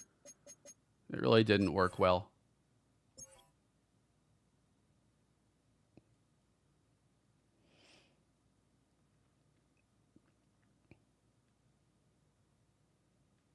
I like that you can see what all you're getting XP from here. And then again, more loadout progress. All right, trainer talk. Review the ways trainers help with injuries. This might be another tutorial one. I haven't seen the weekly recap yet. Hey, coach, because my name is custom coach, so that's why it looks so weird. Healing Accelerator can help players return from their injuries faster. Practice Protector keeps players healthy during the week. Probable Status Shift can help push borderline players into available for game day. So yeah, those trainer abilities I think will have a role, and I would like to... Let's do the probable status shift. Oh, I didn't see JJ's stats. What were they? Should get the trainers from Blitz the League. Absolutely, Tristan. That's hilarious.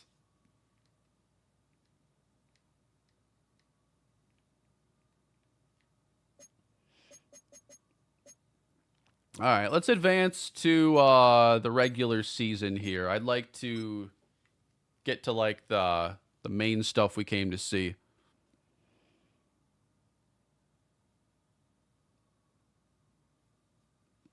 How much is a long snapper worth in trade value? Oh, man. You know, we're going to see because as the Vikings, we have one of the best ones.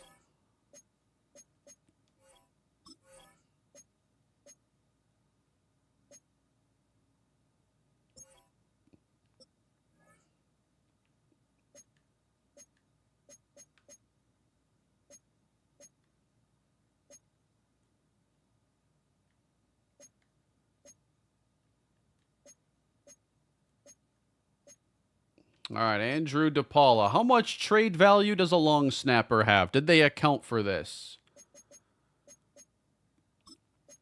It should be nothing. No trades. Can I get a pick? Can I swindle the Bears here? I can't get a 4. Could I get a 7th? Could I get a 6th rounder? I can get a 6th. So I got a 6th round pick there.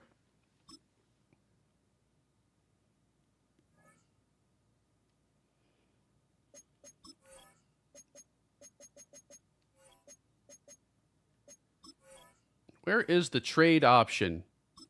Here we go.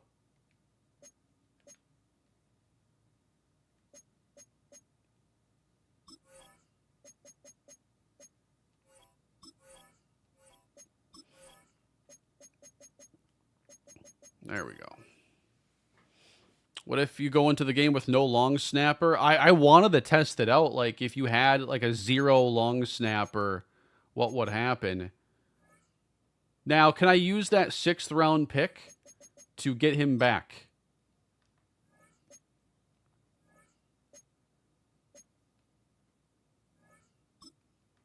You don't need 2 long snappers. Give him back. No.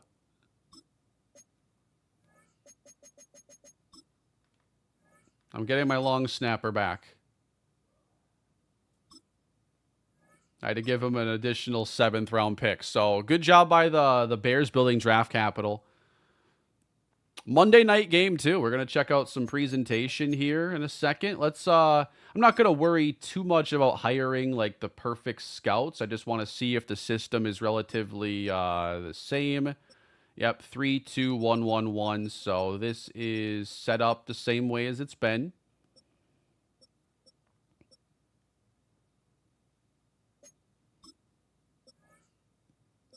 And here's a look at, the first draft class that I've seen here in the game. We have 2 edges at the top. We have 3 quarterbacks in the top 6. How about... Wow, they did generate long snappers. I said they probably wouldn't, and they have long snappers here. So I want to see if the long snappers have any impact.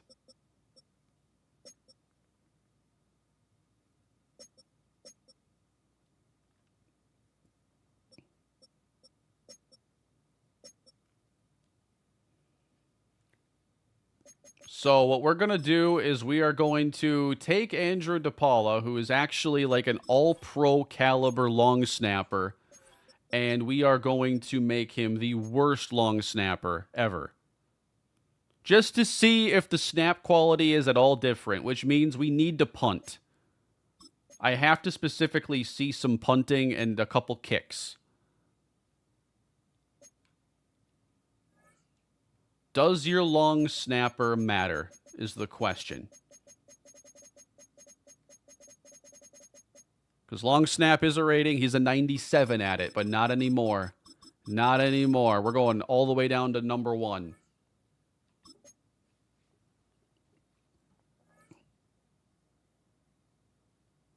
I'm not aware if they have X factors for long snapper. No.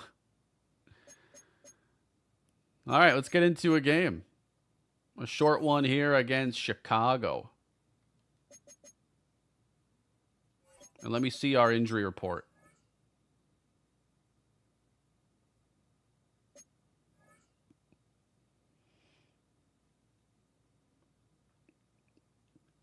Can I not see my player's health before determining how we're practicing?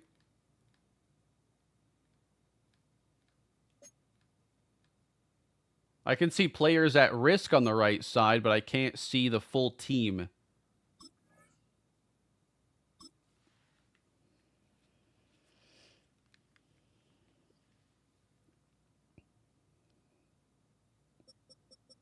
Everybody looks pretty healthy.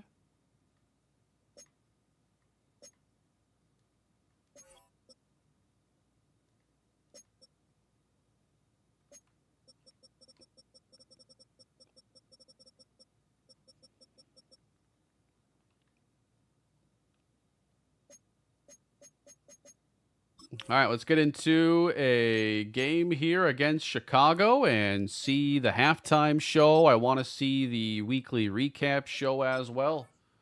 Game time.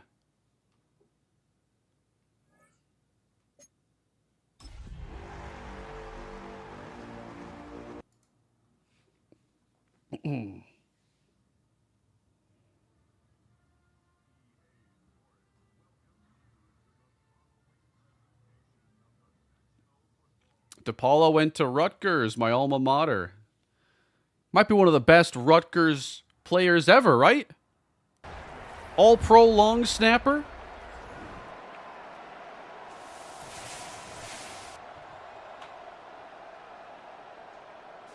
now, your 2025 Chicago Bears. In Chicago. I would pay a lot of money to be the one who gets to press the button when they destroy this place one day. Soldier Field. Cannot wait to see this thing a parking lot one day and replaced.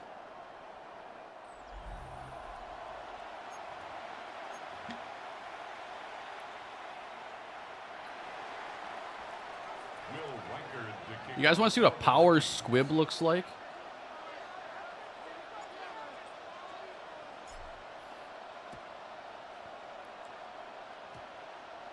Oh, I missed the landing zone. What's the point? Free kick out of bounds. Kicking team.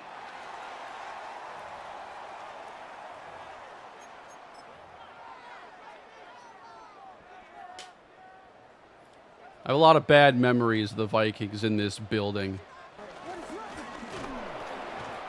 And with the word that the Bears want a new stadium, I say the sooner the better. And put a roof on it. No gain on the play. 2nd and 10 at the 40-yard line. Caleb Williams, get out of here. Intended for Rome Odunze. Incomplete. Brings up a 3rd down. The McCourty brothers are our GOATs. Yeah, the McCourty brothers are fantastic. Caleb Williams. Pressured. Dumps that one. I told him to... I hit R3 to go crash on the scramble, and they go to Luther Burden. It's a gain of 14 yards. That's good for a Chicago Bears. I love a good snow game. I'm just... 1st and 10 at the 45. I got to rib the Bears a little bit, especially after all the pain they put me through with Vikings games in this building. So these are little 2-minute quarter games as I wanted to just kind of check things out and see more matchups and presentation packages and everything. Why does Caleb have X Factor? That's a good question. Does Caleb Williams really have X Factor out of the box? He must.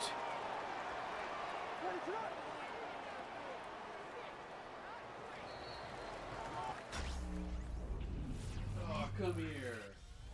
Look who it is. He wants down.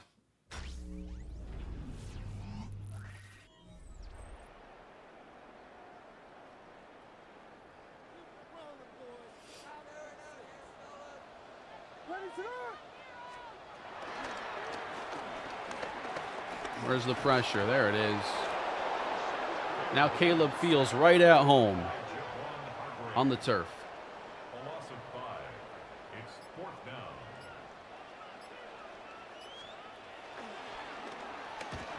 Blocked it. I didn't do anything special. Blocked the punt. Ties the game. I made sure to jump.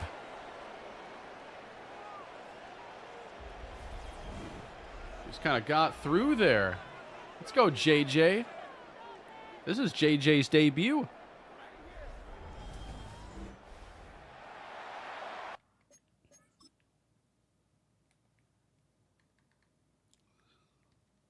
Yeah, we got a block here with a guy next to the long snapper.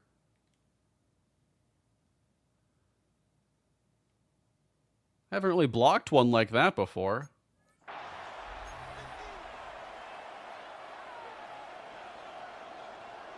All right, JJ.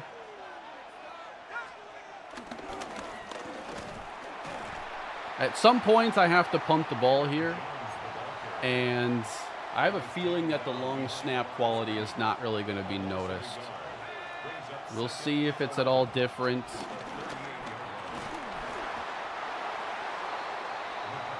There's that improved pass protection I was promised. Maybe I'll punt on this drive.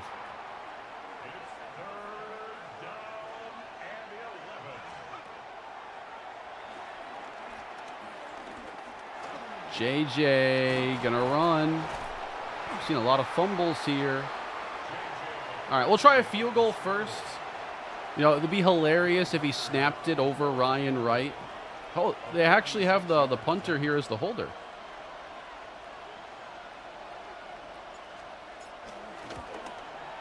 And a smooth operation there.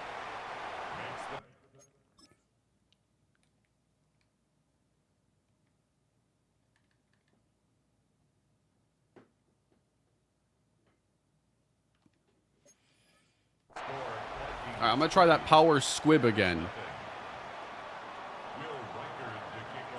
I can go left or right. I can't go up or down.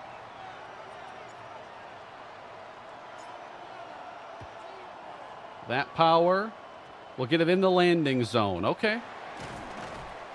I think that's a bit of a W then, to have a squib kick option. Just had to make sure it could get to the landing zone. You're going to need max power. But better than kicking it right to one of the blockers and having them immediately catch it and running upfield. Van Ginkel. Andrew Van Ginkel, man. A loss of 8 brings up 2nd down at the 16-yard line.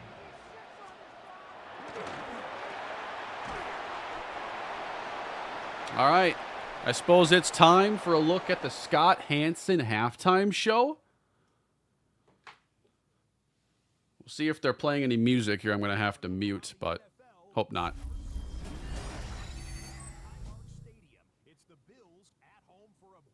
The volume is very low. So they're sending us to a game here with Buffalo and the Ravens, and we're getting highlights. A one-handed catch, 23-17. Josh Palmer. That's cool. NFL 2K5 did this, 20 years ago with simulated highlights and a halftime show, and this is the first time we've seen that since. This is very cool to see. Wow. Jahmyr Gibbs. The Lions come away with the victory on the road in the season opener. Seattle, the Seahawks take I really like this, though. I hope it's not all one-handers. You can show me a couple, like, good plays that are a little bit different. Don't show me Brock Purdy. Oh, what? Brock Purdy did what? No! Between the legs, cross. with that, a look at the scores for the first week of the new NFL season. Oh, man. Talk about just one I gotta see another halftime show, dude, but please don't have them all be over-the-top highlights. Brock Purdy might officially be the GOAT. Santos to kick off for Chicago.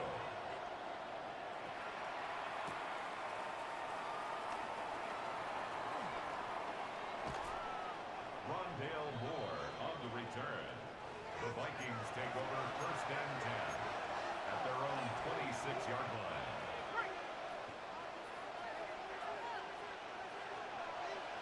I do like the new score bugs and the variety that they have there with presentation changing based on the type of game it is. This is a Monday nighter.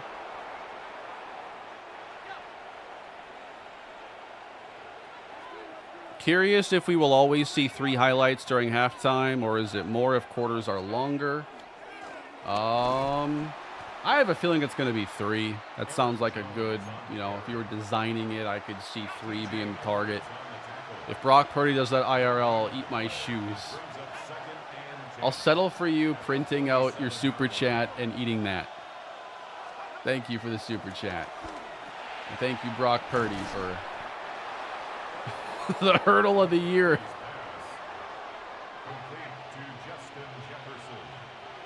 Outside of Hunter, can you put offensive players on defense and vice versa? That's a good question, as we're going to fake that.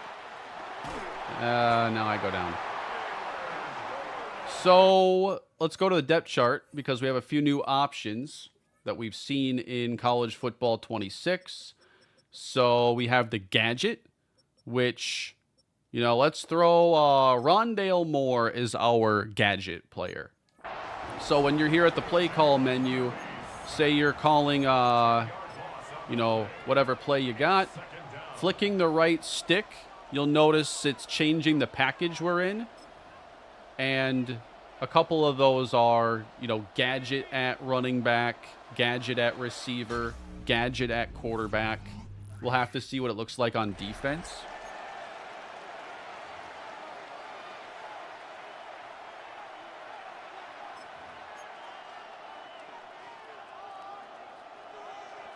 So there, Rondale Moore suddenly in the backfield, which, the Vikings might end up actually doing on occasion.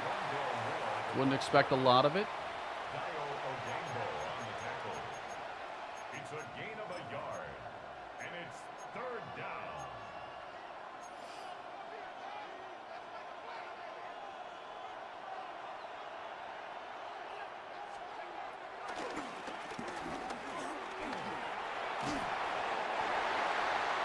All right, we're going to get that punt. Is it just a perfect punt?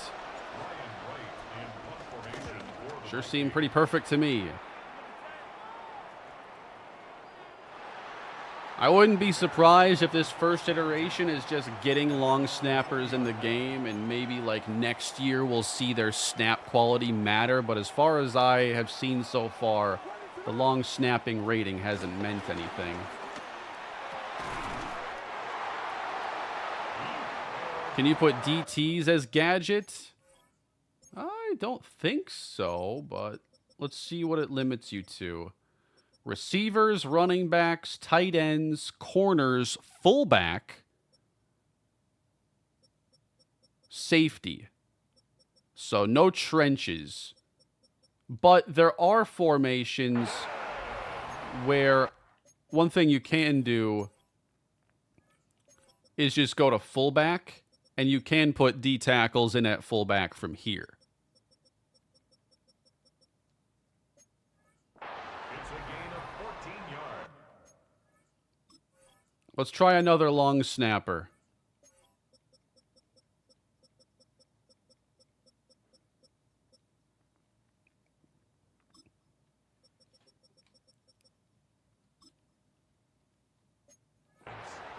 And the Bears first down. 1st and 10 at the 34-yard line. Williams pass. Thrown away and incomplete. We got to give him the old Blackman on the coverage. Brian Flores special. We can run some stunts here. See if we can get Caleb in the pocket.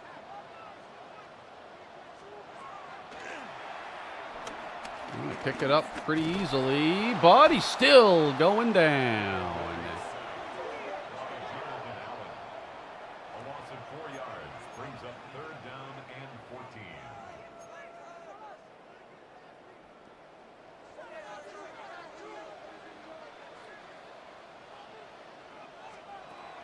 Showing blitz. Caleb. Oh, DJ Moore. Not like that. Touchdown, Chicago.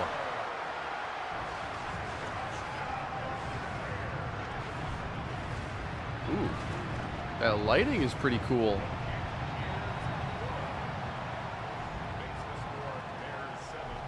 Caleb is not X Factor on base roster. Then how do you get X Factor here at the start of a new franchise?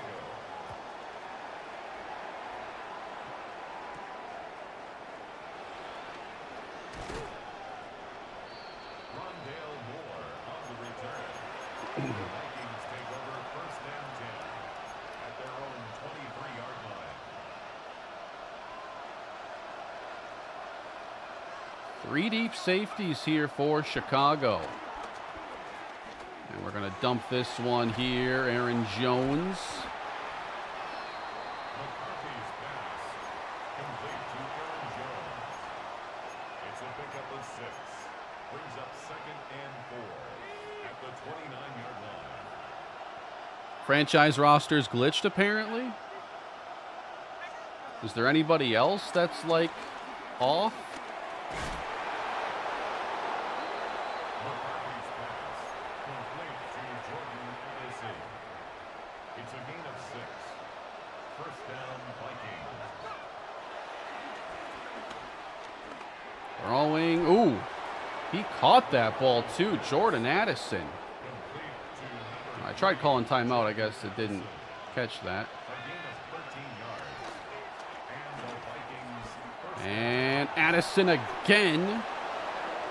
12 seconds left.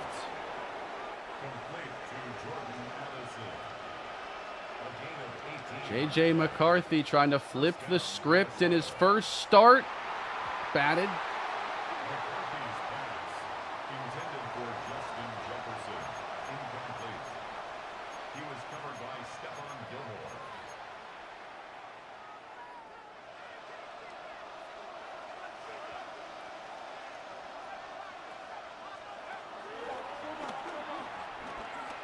Addison, double covered, and Jalen Johnson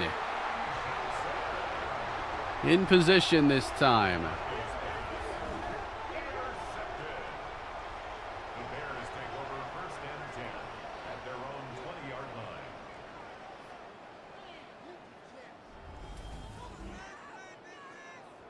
line. Told you, good things don't usually happen in Chicago.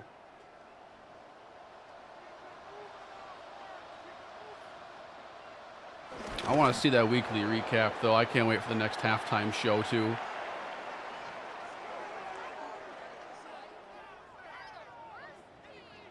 Are there any new sim stats like QB hits, hurries?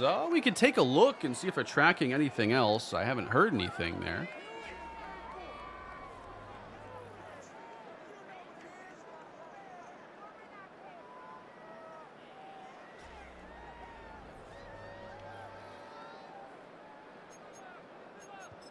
We could not beat the X Factor, Caleb Williams. Yep, Jordan Addison suspended 3 games. We kind of knew this would happen, and it's not like it snuck up at all. So this guy could get some more reps. I want to see if Ty Felton, you know, what kind of an impact he can make. Because I think the Vikings are definitely hoping they can find an Addison replacement. I don't see him as a long-time Viking. I think he's going to be a one-contract guy and maybe not even a full contract.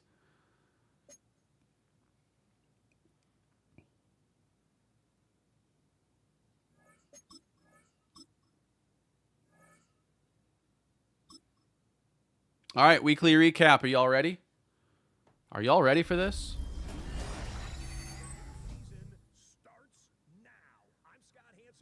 Yeah, I don't know why the Scott Hansen audio is so quiet. There might be I do have my audio sliders adjusted because I don't want menu music and stuff. So, okay, here is... I love that there's a highlight from my game. I think that's a really good touch. I didn't have to save that highlight. It has that, you know, ready to go from our game.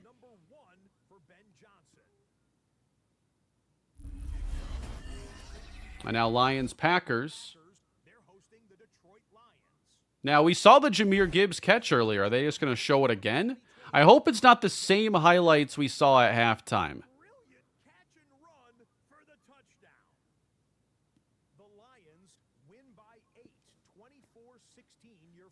Oh, do they mess up the time of day and stuff with that on the replay?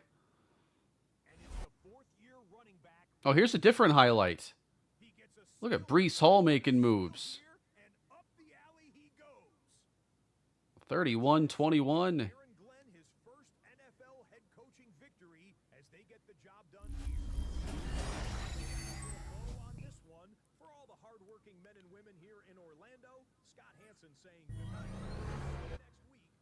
Something else that'd be nice to add to that is what if they showed, like, the top quarterback stats of the week?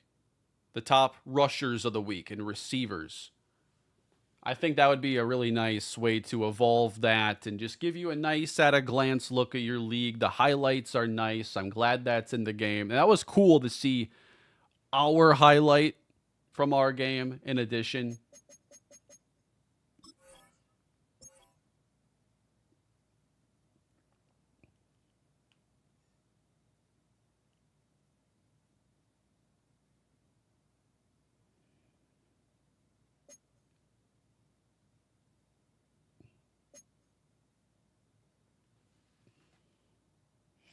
Yeah, I haven't seen the extra point show in a while. That was Madden 11. They had a recap show in there called The Extra Point. I want to see that again. You know, Madden 11 is where I started my career here on YouTube. And I don't really remember that game very fondly. I've always said it's one of my least favorite Maddens. I'd love to revisit it. There are some things I liked with the pregame presentation, the extra point. I might have to give Madden 11 another shot sometime. Not now when this game is fresh, but I think like when the new wears off, maybe revisit some stuff this fall. The Larry and Troy cover was Madden 10, which had a really nice presentation package. Madden 11 was Drew Brees. All right, so here as we get prepared for our next game then, we can see one player there listed as out.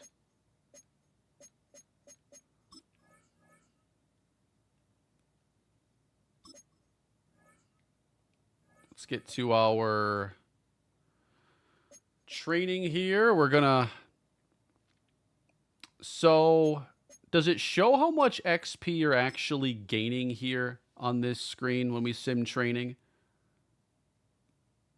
Because full padded practices mean you're getting more XP. It does show that. Okay.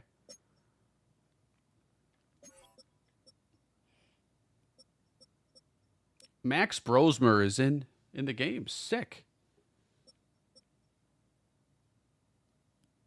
Interesting how Brett Rippon got more XP here than JJ.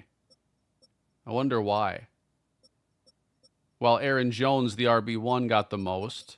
Justin Jefferson got 640. I'm not sure what determines how much XP everybody's getting. I know that Ty Felton's a hidden or a focus player, so he should get more, but I'm not quite sure why Brett Rippon's getting more than McCarthy.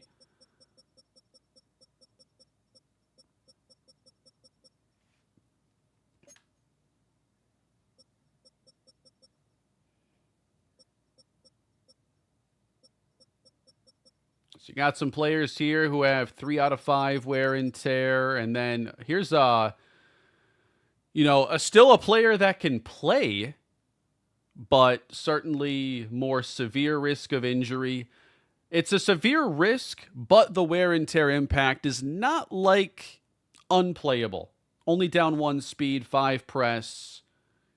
Be a real decision if this were a starting player, depending on the type of game.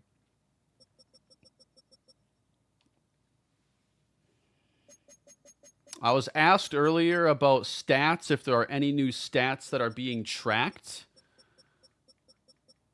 We'll go through each position and see if there is, but I haven't heard anything about that. Running back and quarterback look the same. Receiver looks the same. Nothing for offensive line, which is disappointing because I'd like to have stats similar to what we had in head coach, where you could at least have more factors for evaluating players. So all that seems the same. One thing that's been upgraded in college football is the team stats page, where it shows more per game stats. It shows you how many games everybody has played. This looks like it has always, so I'd say the CFB version is much better.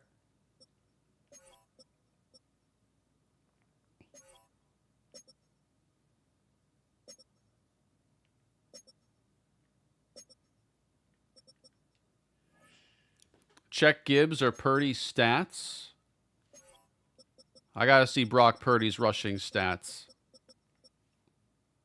5 touchdown passes, 21 rushing yards with a touchdown is what he has.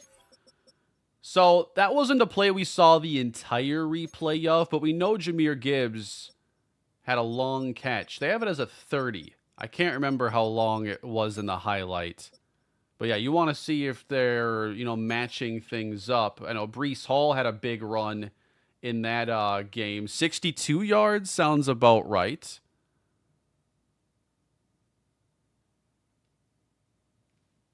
A long of 9 yards rushing, though. Was that what it was for Purdy? Yeah. That can't be right.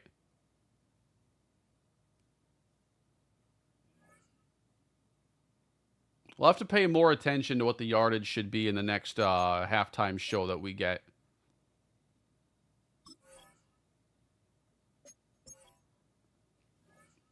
But I think they're definitely off. The Breece ones seem to match up.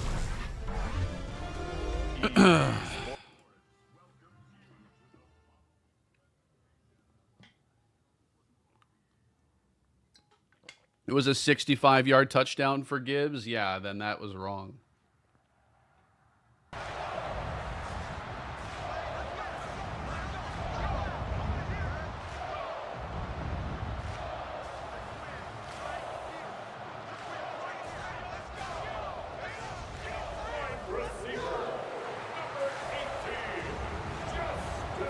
This intro is cool, but I wonder if they shorten it if Jefferson isn't on the team anymore.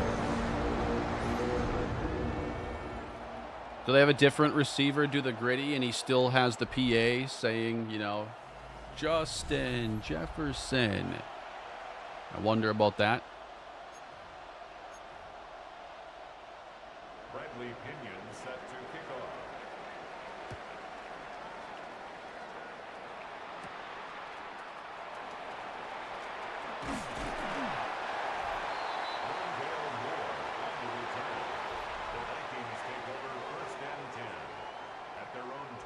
We're showing the height and weight, but I think after week 1, you should be showing me his actual season stats.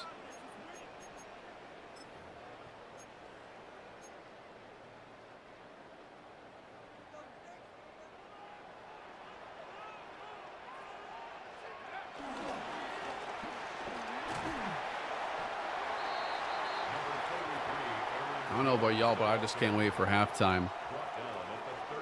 I might have to trade Jefferson and see if that intro changes at all.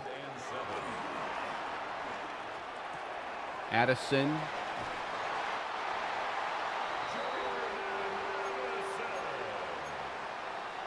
It's a gain of 8. That's good for a Vikings first down. 1st and 10 at the 39-yard line.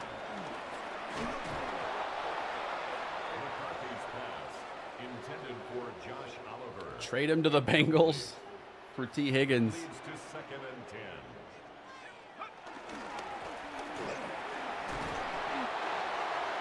Aaron Jones, the ball carrier. He is tackled at the 46-yard line. This weekend here, while we're still getting into the game, would you guys care at all to see me play any online games? Just checking out the teams, going online. And I haven't played online in a long time, but I used to love doing head-to-head streams. A lot of you probably remember back in the day, used to have a feature in franchise called Communities, where you could basically make your own server, like think of it like a Discord server almost, where you can invite people and just people in that community can get together and play. And we would do that back in the day. It was a feature in Madden 12, and it was really cool. Just you know, fire up the stream. I would just play people in the stream, let them stream snipe me. That's what we did for fun back in 2012. I always kind of struggle thinking about what I want to do. What is 24 for? You guys see that? He eventually gets over there. I sometimes struggle when the game is brand new to think about what exactly do I want to do. I did Road to Glory with College Football 26.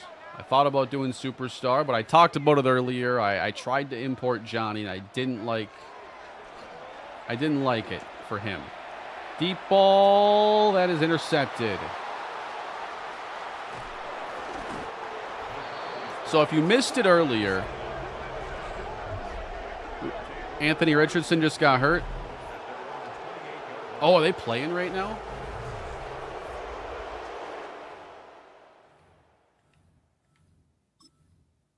In case you missed it earlier when I was talking about trying to bring in Johnny Sampson. So I was able to import him. That was all fine.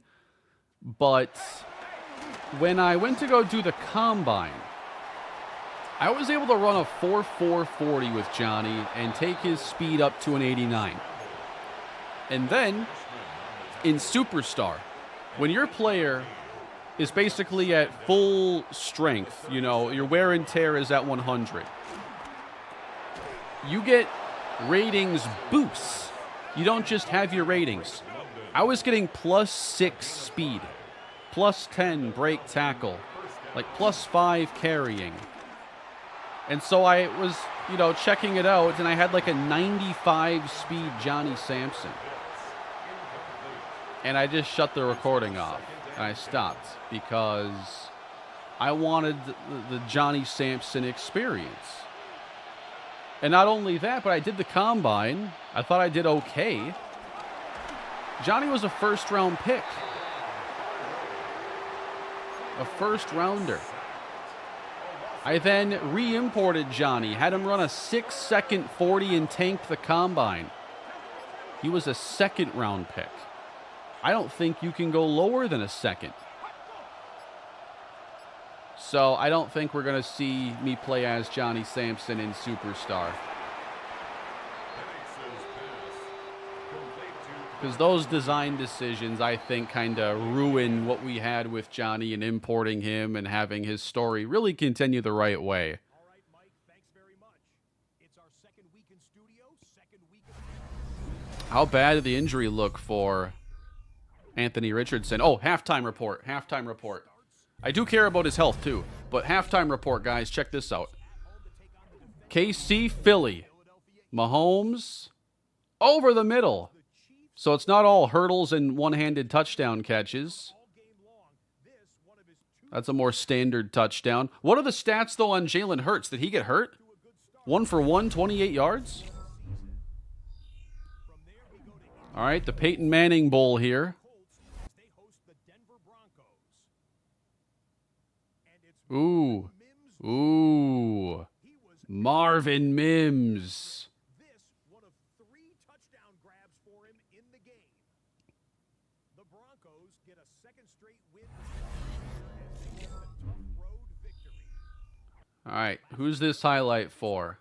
It's the Steelers hosting the Seattle Seahawks. Oh, this is in the rain. This is just a Kenneth Walker touchdown. We got nothing crazy in this one. More standard highlights. 27-7. The Seahawks get their first win of the year, and they had to earn it to get a victory. With that, a look at the rest of the scores from a jam-packed Week 2 of the new NFL season. Meanwhile, in our game, neither offense has done much to speak of. Nothing is our score. As we send you back out to the broadcast team, Mike Tirico and Greg Olson. Yeah, I do want to see some of the stats from those CPU games, and I don't know if we're going to get a feel for the playbooks, and if that weighting has made it so the playbooks aren't as dominant in Sim.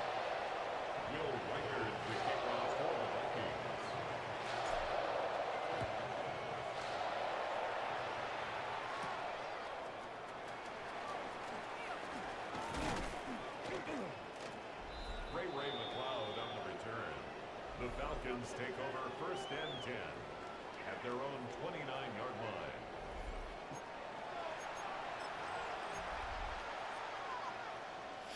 Yeah, I do want to see if Jalen Hurts is actually injured because the stats indicate he played 1 snap.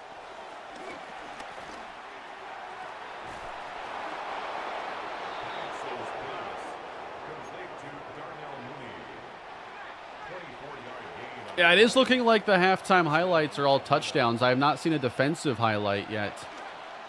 Certainly waiting to see if those are in the weekly recap at all. Oh, that Purdy hurdle wasn't a touchdown, I don't think. The camera cut at one point. I don't know if we saw him get tackled. I want to see it again.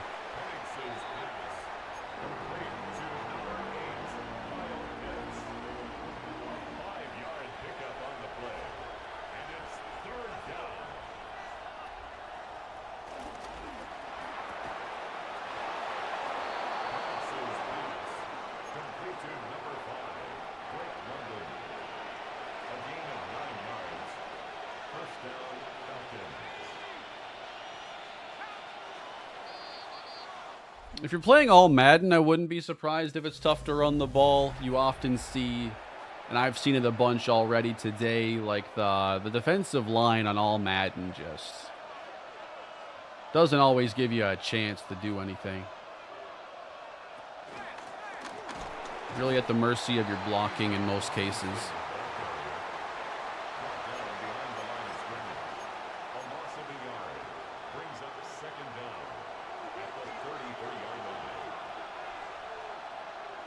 The best quarter length to use in slow sim. So I typically use like 11 minutes in slow sim.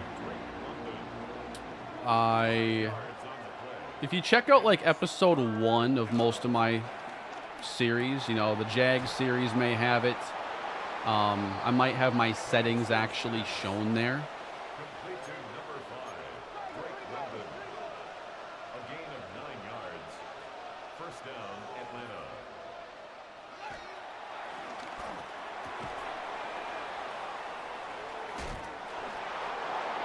Okay.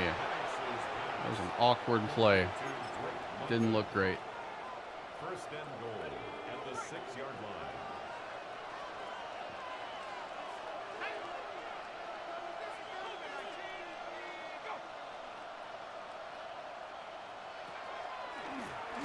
Penix back to pass. Ooh. Penix's pass intended for Bijan Robinson. Incomplete. Brings up second and goal.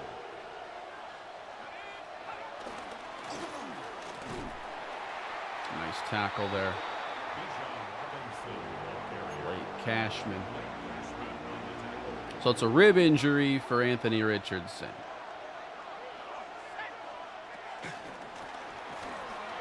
Uh-oh.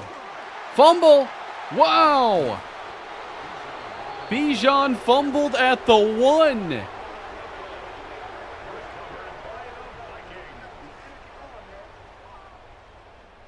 There's no Cam Bynum here to orchestrate the celebration. Oh, was the knee down? Knee might have been down. Yeah, it's going to get reversed. Previous play is under review.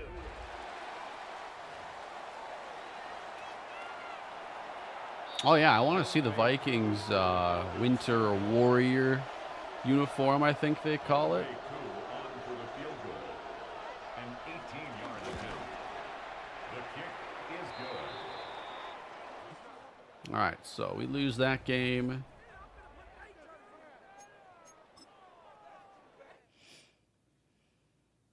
I'm not sure what Cousins overall is. I'm guessing it's low 70s, probably like a 71, 72. Maybe a tad higher. But I think Aaron Rodgers is a 76, and I'm sure that Cousins would be lower than that.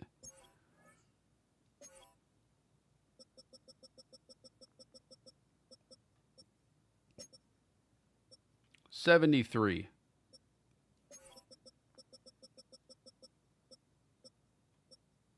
All right, so Caleb Williams, we saw him in our game earlier, had an X factor. Is he not supposed to? Because there it is. Let's check out if Jalen Hurts is injured.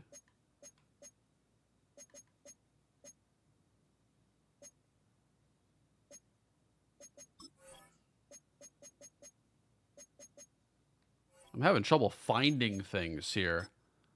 Where is the injury report? Under managed team. Week to week.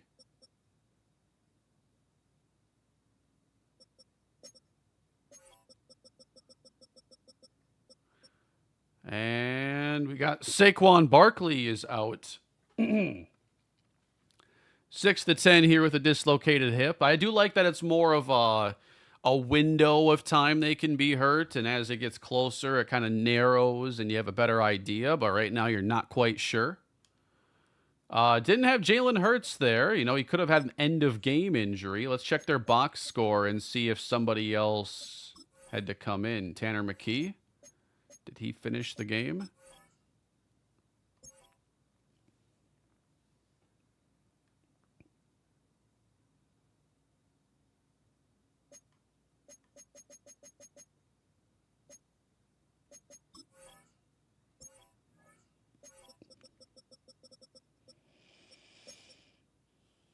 Or Kyle McCord. Oh, now I'm seeing an injury icon there. Maybe it needed me to sim to the next week for it to show up, because now he has a broken thumb, out 3 to 5.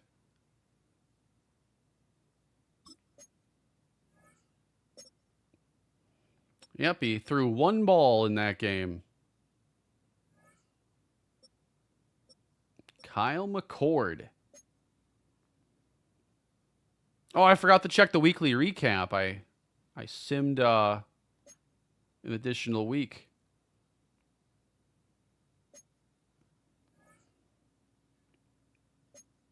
Oh, can I still see the weekly recap? Here we go.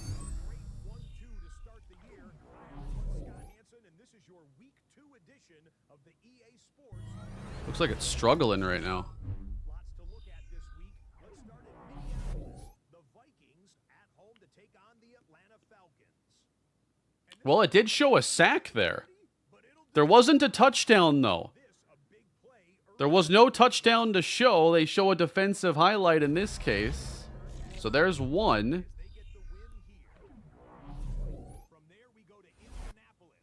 check in on the Colts as they Bo host the Denver Nix. Broncos. We saw that one, yeah. This is Marvin Mims. It seems the time of day is not consistent in these highlights. One of 3 touchdowns for him in the game. The Broncos as they take care of business in this one. Lastly, let's go down to Big Easy. The New Orleans Here's a CMC run, and that is a touchdown up and over. and this is 42-9. Spencer Rattler's starting for them. For all the hardworking men and women in the studio, Scott Hansen saying goodnight. We'll see you again next week on EA Sports. All right, storylines. Turn it around.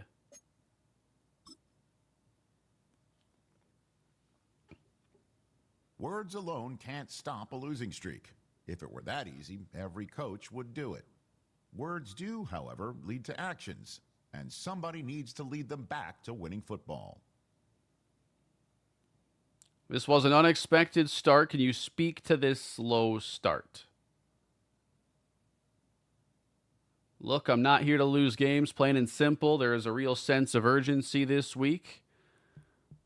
I want to see the offense step up. Gives our offensive line a boost to run and pass block. I challenged our offense to play a clean game. Are you confident enough to guarantee a win? Absolutely. Did I hit yes, or did he just do that on his own?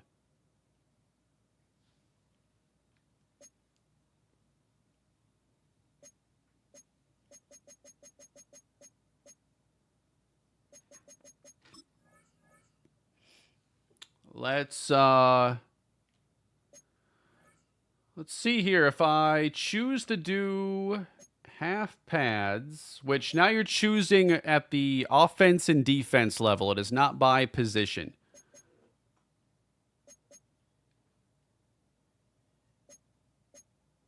Let's simulate training. I want to see where everybody is.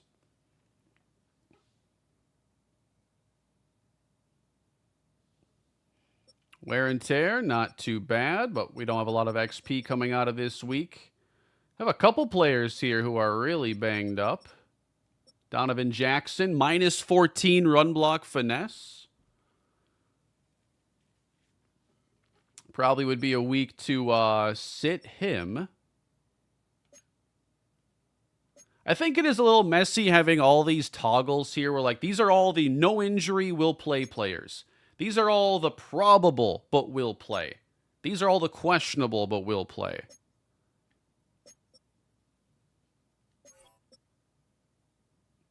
Could use something a little more elegant, I think.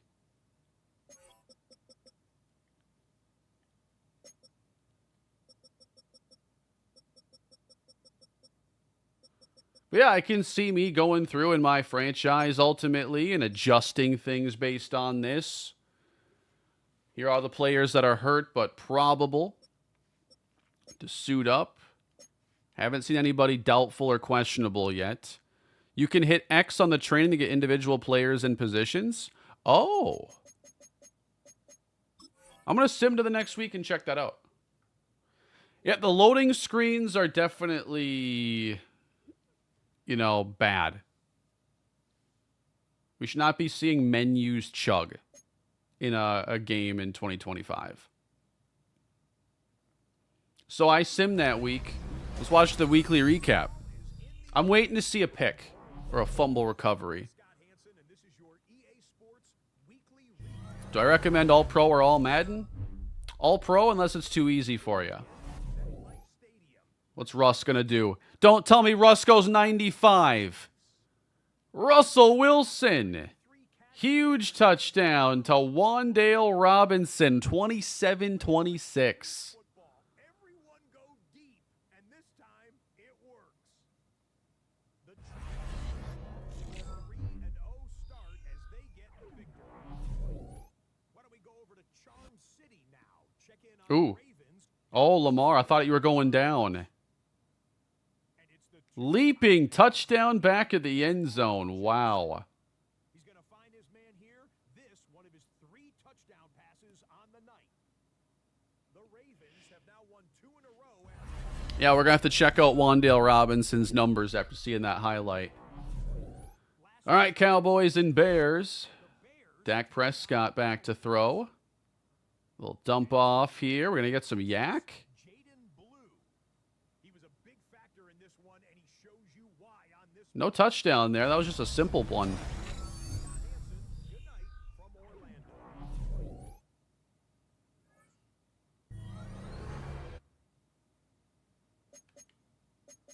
So we got to see Wan'Dale Robinson.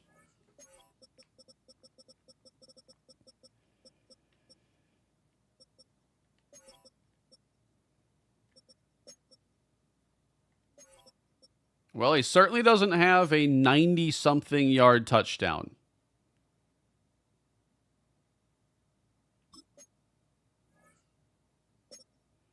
He has as long a 24. I don't think so. So there's a lot of disconnects between the highlights, the stats. Like, sure, he had a catch, a touchdown, but not everything is matching up there. Some of them have seemed to, but not all of them.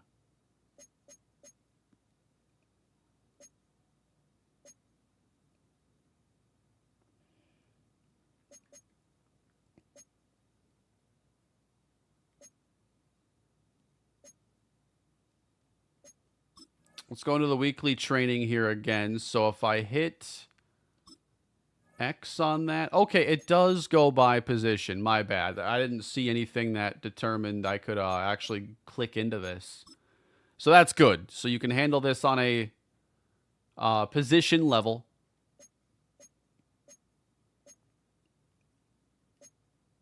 You can see the wear and tear this way. Okay, I can adjust players individually too. That's good. So far, this is just a first, look at things, but this wear and tear does seem to be an improvement over progressive fatigue. There is more to manage here. It seems to be handled better. And when players are resting, we can see we're getting, playing at 100% essentially. It's not late in the year yet, but overall, I like what I'm seeing out of the wear and tear management. I don't know yet when the second channel franchise is dropping. I want to see if there are any glaring issues that require me to wait a little bit. I saw that the Caleb Williams being an X factor. I need to see if he really is supposed to be or if something's glitched in the roster file for that. Why don't we back out quick and take a look? Which I need to, again, close this because it'll show actual NFL footage here.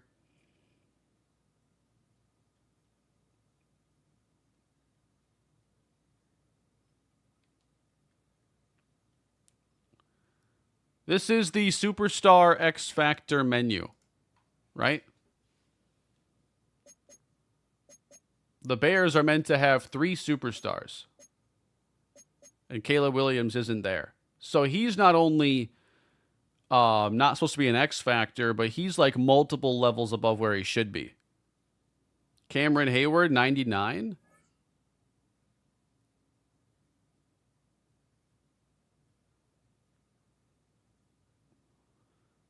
Well, in my main franchise here, I do slow sim and I don't control anybody. When I play the game traditionally, I control whoever has the football.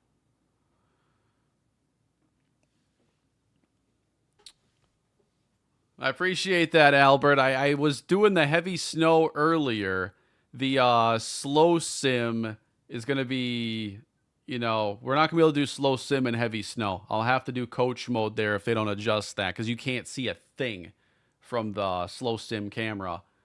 But I'm happy to see that it is definitely much heavier snow, much tougher visibility.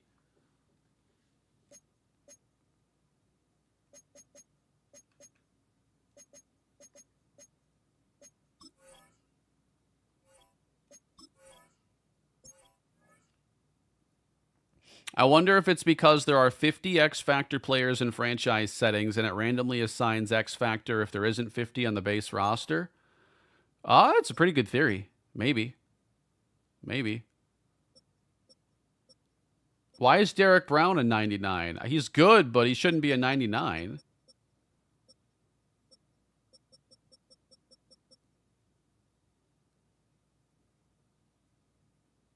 Was there any indication of Derek Brown being Aaron Donald?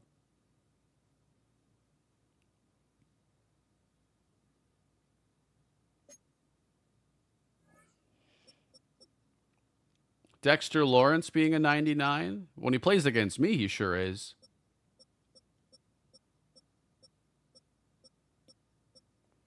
Yeah, I think something's wrong here on this roster. I imported the preseason roster.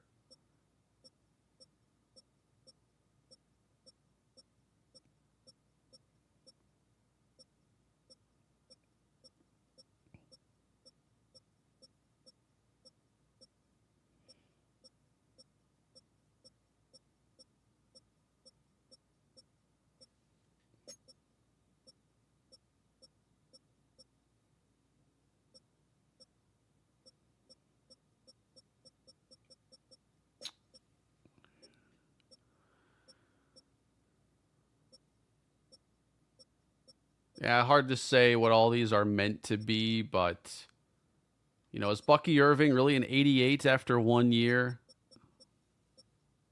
I don't remember what the top players are meant to be. I'm sure most of these are correct.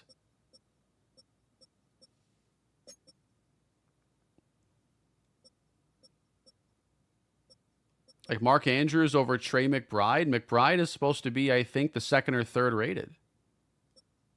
Bucky is an 88? Okay.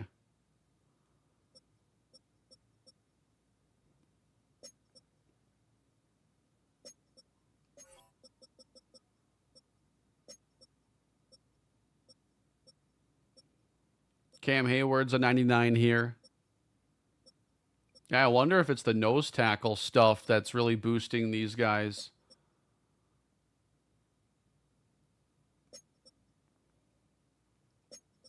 I noticed that most teams don't even have a Sam linebacker. A lot of teams just literally don't have anybody listed there.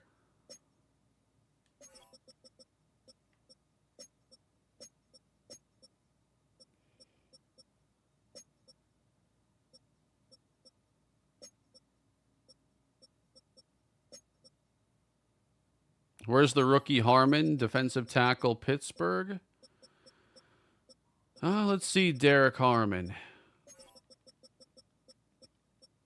Derek Harmon, 81. Which, rookies aren't 81 unless they're number 1 picks and generational.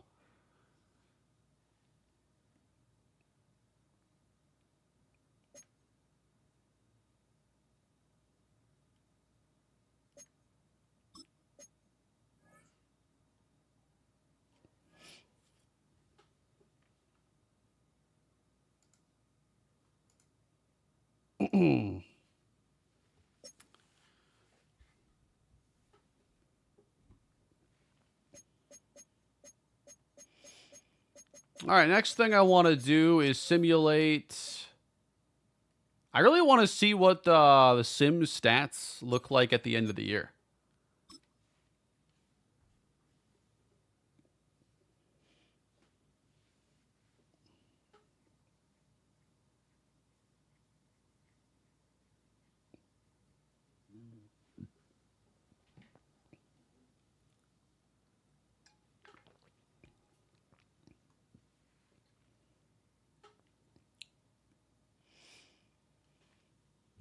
So what do you guys think so far? I think I've seen some solid improvements to franchise in terms of like the wear and tear, presentation being better. But some of those things that are good to have still come with some drawbacks, like the highlights. I think one, the camera work on them needs work. The stats don't always match up, and they're not showing enough on the defensive side. It's cool to see highlights, but it feels very much like a version 1 that has a long way to go. The loading screens are not good. The menus are a lot slower now.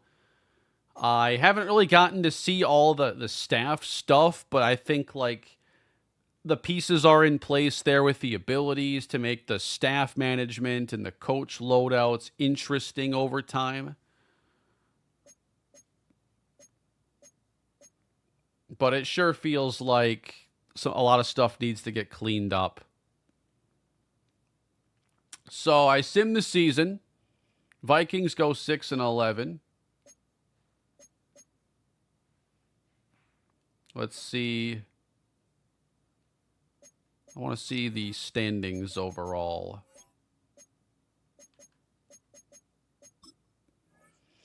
Bills 15-2. Giants 12-5.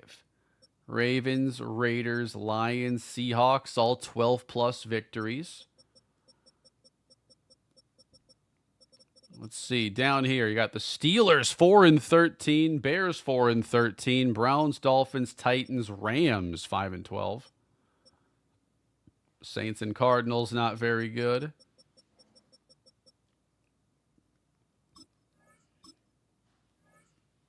All right, J.J. McCarthy. Last year, usually the Vikings would sim with a lot more touchdown passes. He has, kind of the stats you'd more so expect of like a low 70s quarterback. These are not all that surprising. Aaron Jones, 824. Jordan Mason, 283. Ooh, only 837 here for Justin Jefferson, who did play all 17 games. Let's see the sack stats here. We got double digits for Van Ginkel, Grenard, 9.5 for Jonathan Allen.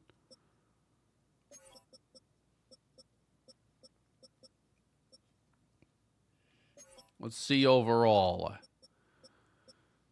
Josh Allen, 39. Joe Burrow, 38 touchdowns. Bo Nix, 36. Penix, 35. Baker Mayfield, who had... I remember yesterday that Baker Mayfield threw 41 touchdowns last year. His numbers were outstanding. 35 in this sim. 34 for Brock Purdy. Cam Ward, 31-19. So we have 11 throwing 30+.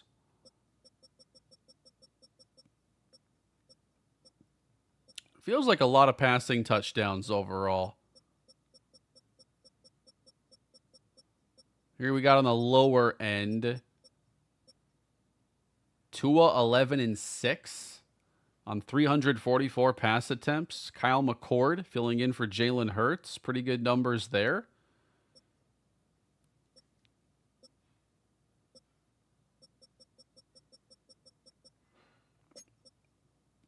All right, for running, we don't have anybody near 2,000 this year. It's Derrick Henry, Chuba Hubbard, Breece Hall, Ashton Genty, Bucky Irving, Josh Jacobs.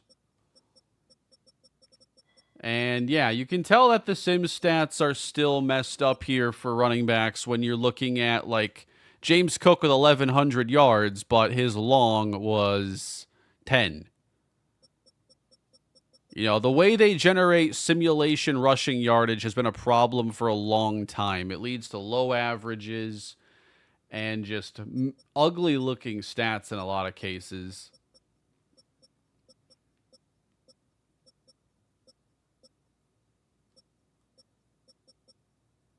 I feel like standouts, too, in running back, like the guys who break off like 1,600-yard seasons, very uncommon. Receiving, nobody over 14. 1,400. 2 players with 100+ catches. Still seems to be a heavy emphasis on the slot receiver. I don't know why that is still such a thing here, weighted heavily in stats.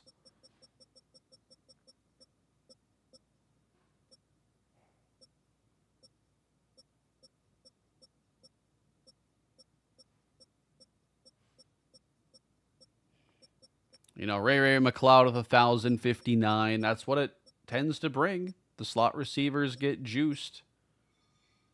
24 touchdowns for Marvin Mims. What's the longest touchdown? I see a 93. There's also a 94 in here. If we go to the running game, the longest 94 for Joe Mixon. No shot.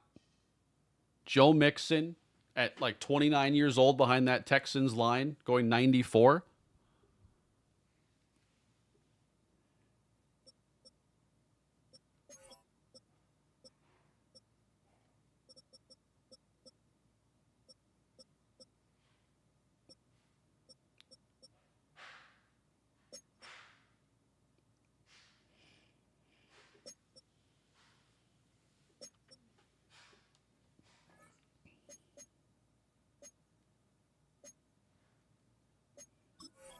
Let's see the awards here. Joe Burrow wins MVP.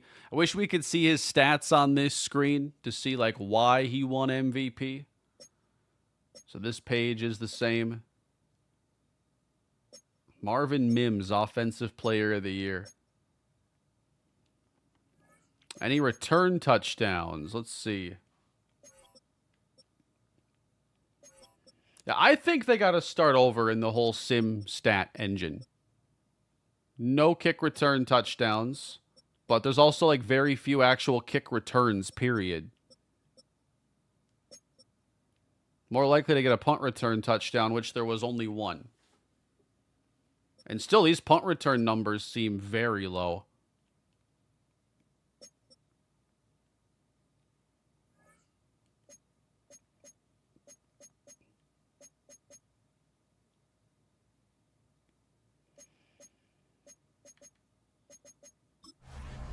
Let's watch another weekly recap. Hansen with you, and this is the EA Sports Weekly Recap.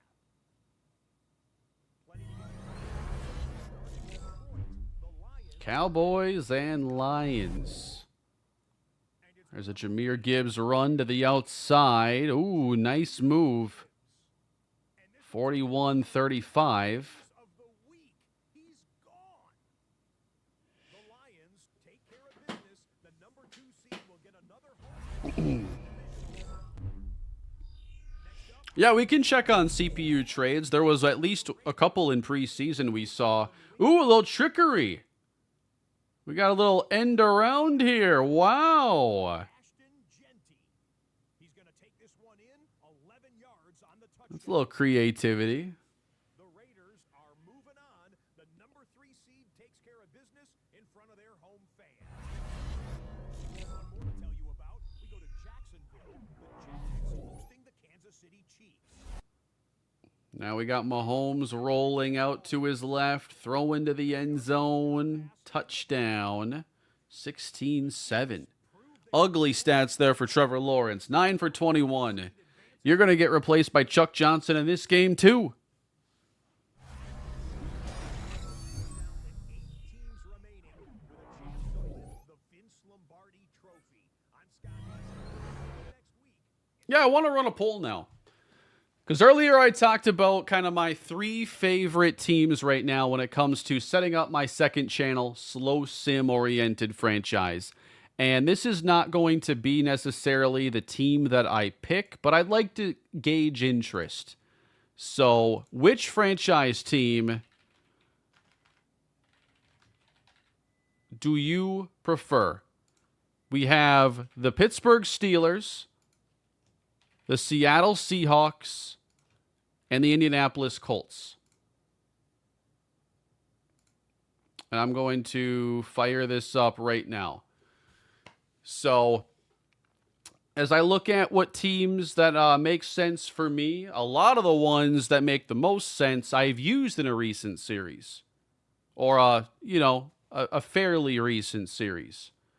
So, no Saints, no Titans, Giants, Raiders. I've covered a lot of these teams in recent years. And so I just wanted to gauge everybody's interest. Right now, on the first 95 votes, we got 51% of the vote going to Pittsburgh. Getting a majority in a 3-team poll is pretty telling.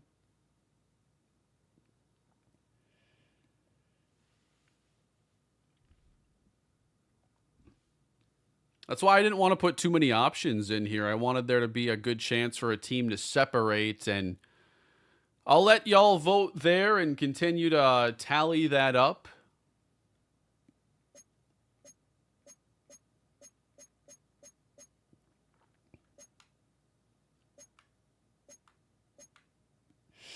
So yeah, like many years, it looks like we have some additions to franchise that look positive. It's not really wowing me in any way. I'm happy to see the halftime show, the recap, the coaching stuff looks good. I have to, explore more, and I really won't get deep into like the coaching stuff until I start my own franchise and, see what that week to week experience looks like where I'm taking my time and taking it all seriously. But, they talked a little bit about sim stats, but there's so much work to do on that front still. Let's check out some of the trades and see what the logic there is looking like. One of my issues with how they've handled trades is the way they'll do like a player plus a low pick or like 2 low picks and a player to like make a trade value work out. And that's not really how trades happen. Like Jack Jones here for Derek Nottie, including a 6th and a 7th round pick. Not a huge fan of trades that incorporate, that's just the CPU kind of filling things out. Oh, Christian Watson for Darnay Holmes and a 7. Jerome Baker for Jaquan Jackson and 2 late picks. Tyler Algier traded. Looks like for Jelani Tavai and a pick.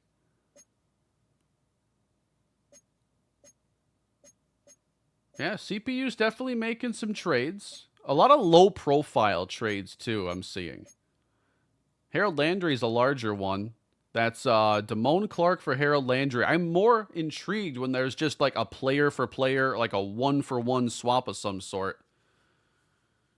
Dolphins would be good, a mix of young and veterans. I think the Dolphins would be great as a team. Thank you for the super chat, Fishing. But the last 2 big series I've done here on the over on the second channel are with the Miami Marlins and the Miami Hurricanes. I specifically want to get to a different market for this next series I do.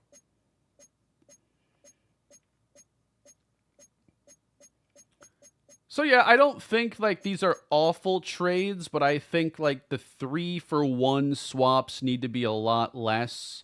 Like the Packers trading Dontavian Wicks, totally on board for that. They got a cornerback and a 6th out of it.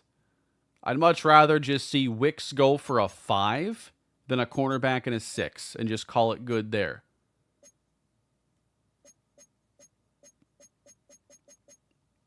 Oh yeah, let's check out Travis Hunter's stats.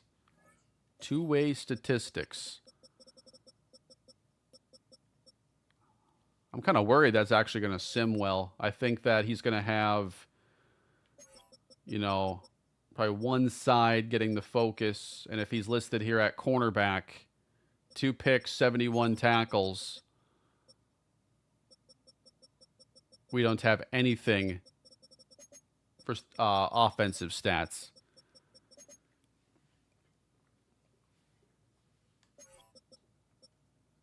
What does the Jaguars depth chart look like? There has also been an issue in college football, and I think Madden as well.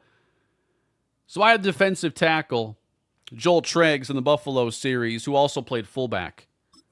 And I throw him the ball sometimes because I know how to have fun. But the game didn't know how to keep track of offensive numbers for a defensive player. It just wouldn't record them. Here we see they have Travis Hunter as the wide receiver 5 in their depth chart, which, by the way, he should not be that low. He's on the depth chart, but you'd think he'd be higher.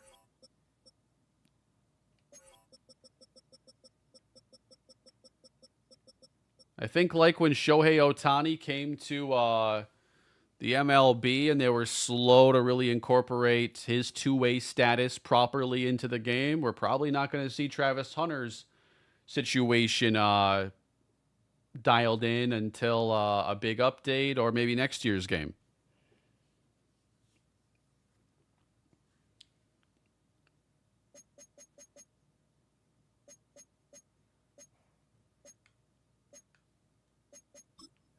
We can check out his player card, yeah, because we didn't see any numbers here, but it could be an issue too where it wouldn't show regardless.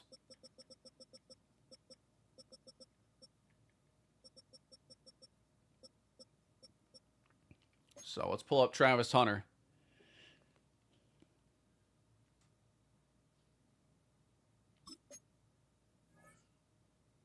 So there are the defensive stats.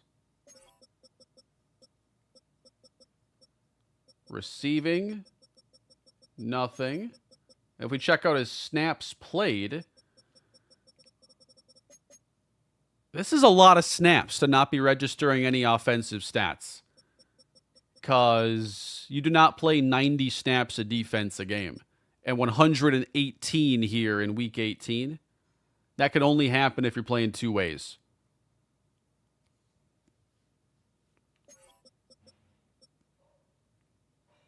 So, I think it's a stat tracking issue. It knows he's playing those downs. But they just don't keep stats like that for offensive and defensive players.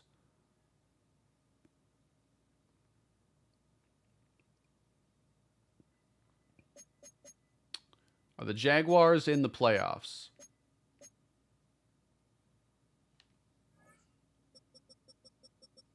They are. All right, who's their first playoff opponent? I'm going to take them over. And we're going to jump into another game. So the Jags play the Chiefs. I'm officially doing a Chiefs franchise.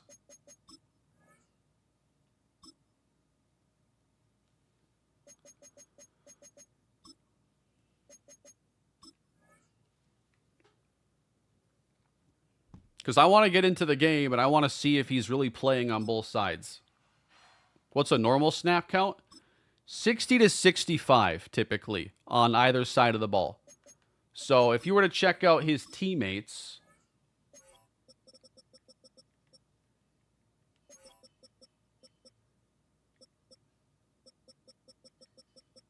I guess that downs played is... Well, let's go defense, downs played.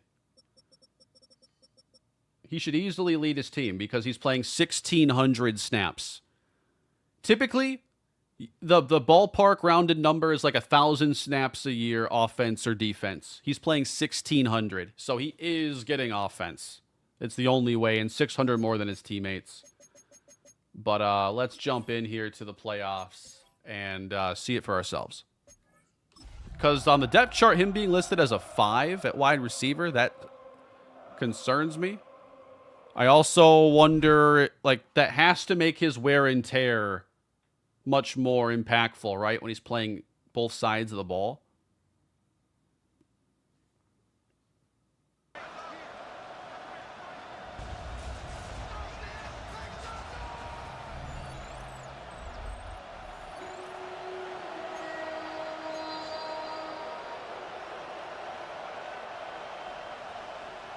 I think he has a special ability for wear and tear. If I moved him to receiver, I wonder if his stats would show up. It's interesting if they're tracking, but they don't know how to display them.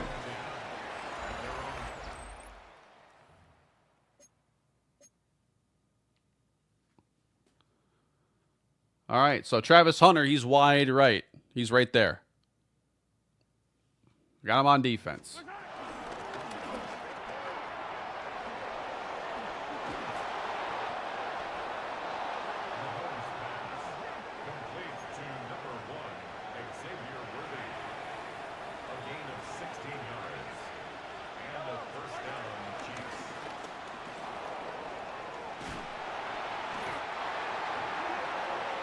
Let's sim to their next, the drive of them being on offense. Not on the field here. We saw he was listed as a wide receiver 5, so that's also odd.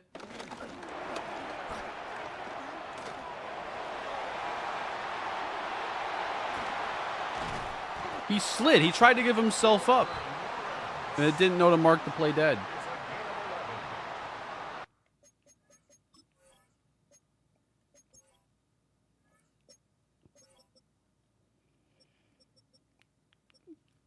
Thank you, Ian, for the super chat. I'm going to end the poll as well, and eventually the Steelers did fall a little bit to 43% of the vote. Still the overwhelming favorite, though, over Seattle and then Indianapolis in third place. That's good for a Jaguars. No Travis Hunter here. 18-yard line. And if he's listed as a wide receiver 5, I mean, I wouldn't expect to see him.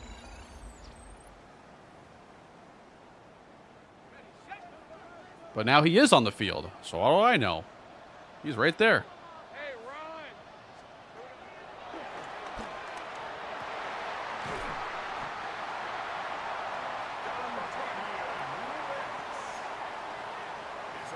So yeah, I have no idea exactly how the Travis Hunter stuff works, but he is getting on the field. And after this game, I'll move him to a receiver and see if it populates his receiver stats or not. Maybe he's in the slot. Probably, because he wasn't on the receiver in a 2-wide set.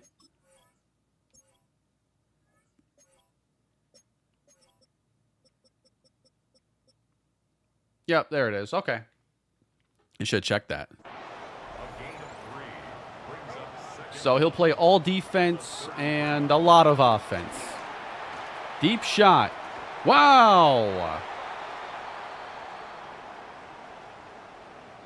Diami Brown.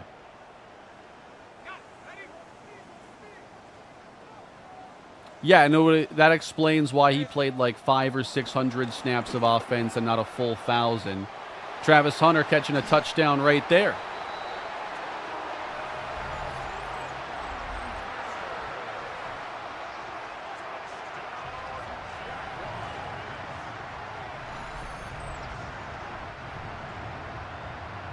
All right.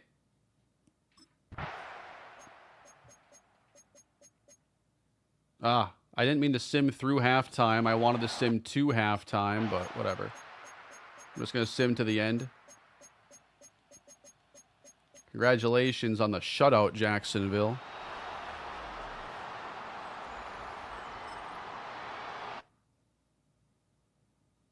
The issue with tracking the stats there is that it's playoffs, so it's already not going to count the same way. But it should still show up in players' game logs that they've played a playoff game and everything. But let's force advance and take a look.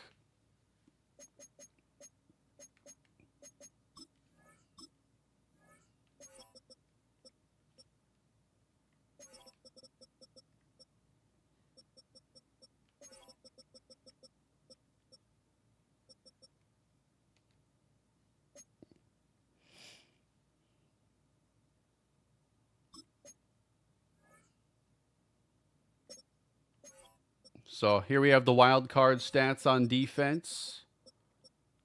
And does not have his touchdown. So we're going to take him then. We're going to move him to receiver.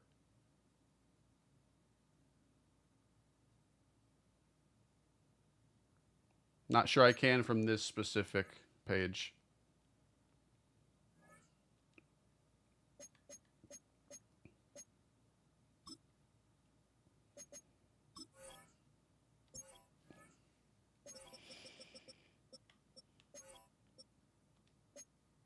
Developed quite a bit here during his regular season, and I think there's no easier player to develop than a guy who's going to play 1,500 plus snaps. Why can't I edit him? What am I missing here?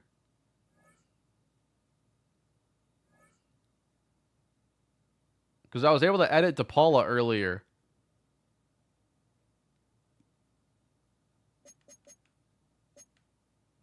Do I have to be controlling my KOC character? Because he's like the admin or whatever. The commissioner. Or my custom coach.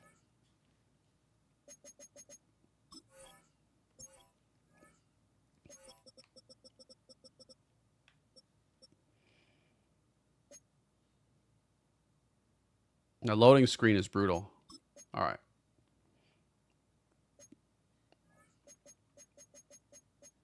All right, we move Travis Hunter to wide receiver. What changes then?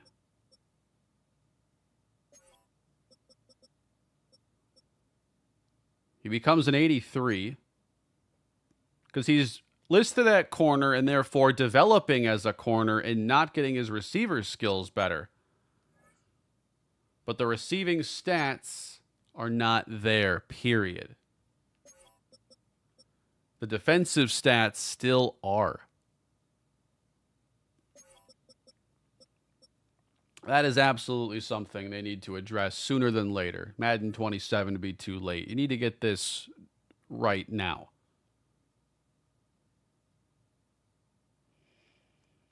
I mean, the overall menu navigation is not super slow, as you can see me just fiddling around here. The part that's slow is like opening up a player.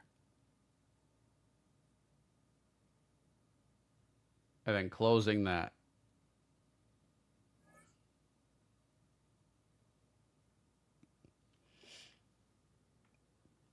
Let's check out the weekly recap. Hi everyone, Scott Hansen with you, and this is the EA Sports Weekly Recap. And even this looks like it's chugging sometimes. Like the ribbon there is not moving smoothly. Oh, Josh Allen and the Broncos again? Oh, what a catch. The Bills use that bye week to their advantage. They'll get another home game next week in their quest for the Super Bowl.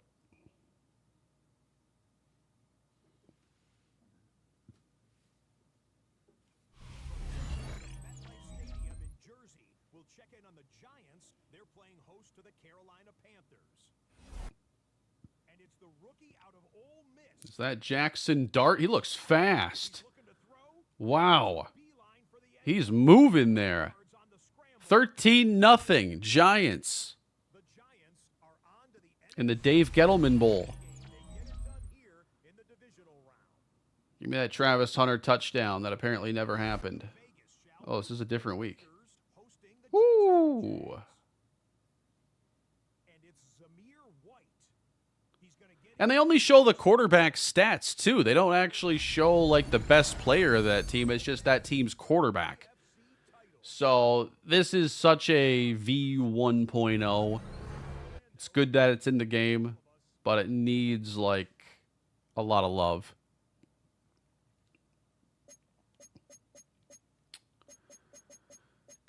All right, guys, I think that's about going to do it for me tonight. I'd like to come back and I consider doing some head-to-head games online and checking out whatever else you guys want to see. But this is day one on Madden 26. Thank you for watching. Subscribe to the channel. And again, thank you to today's sponsor, Control Freak. Big fan of their controller accessories. Again, if you play first-person shooters, sports games, you know, this is the time of year where we get a lot of new games. You can up your game with Control Freak's products. The link in the description will take you to their website, and the code Mr. Hurricane will save you 12%.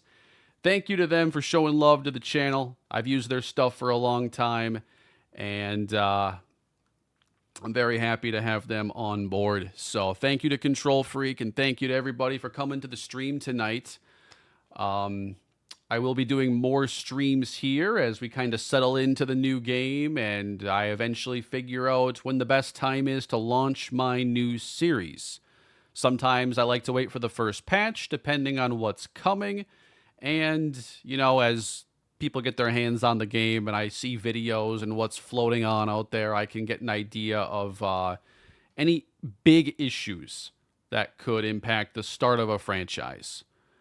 But thank you all for coming. Thank you for another launch. We've been together for many of these now, going back to the Madden 12 launch. So y'all take care. This is only the beginning, and I'll catch you all next time.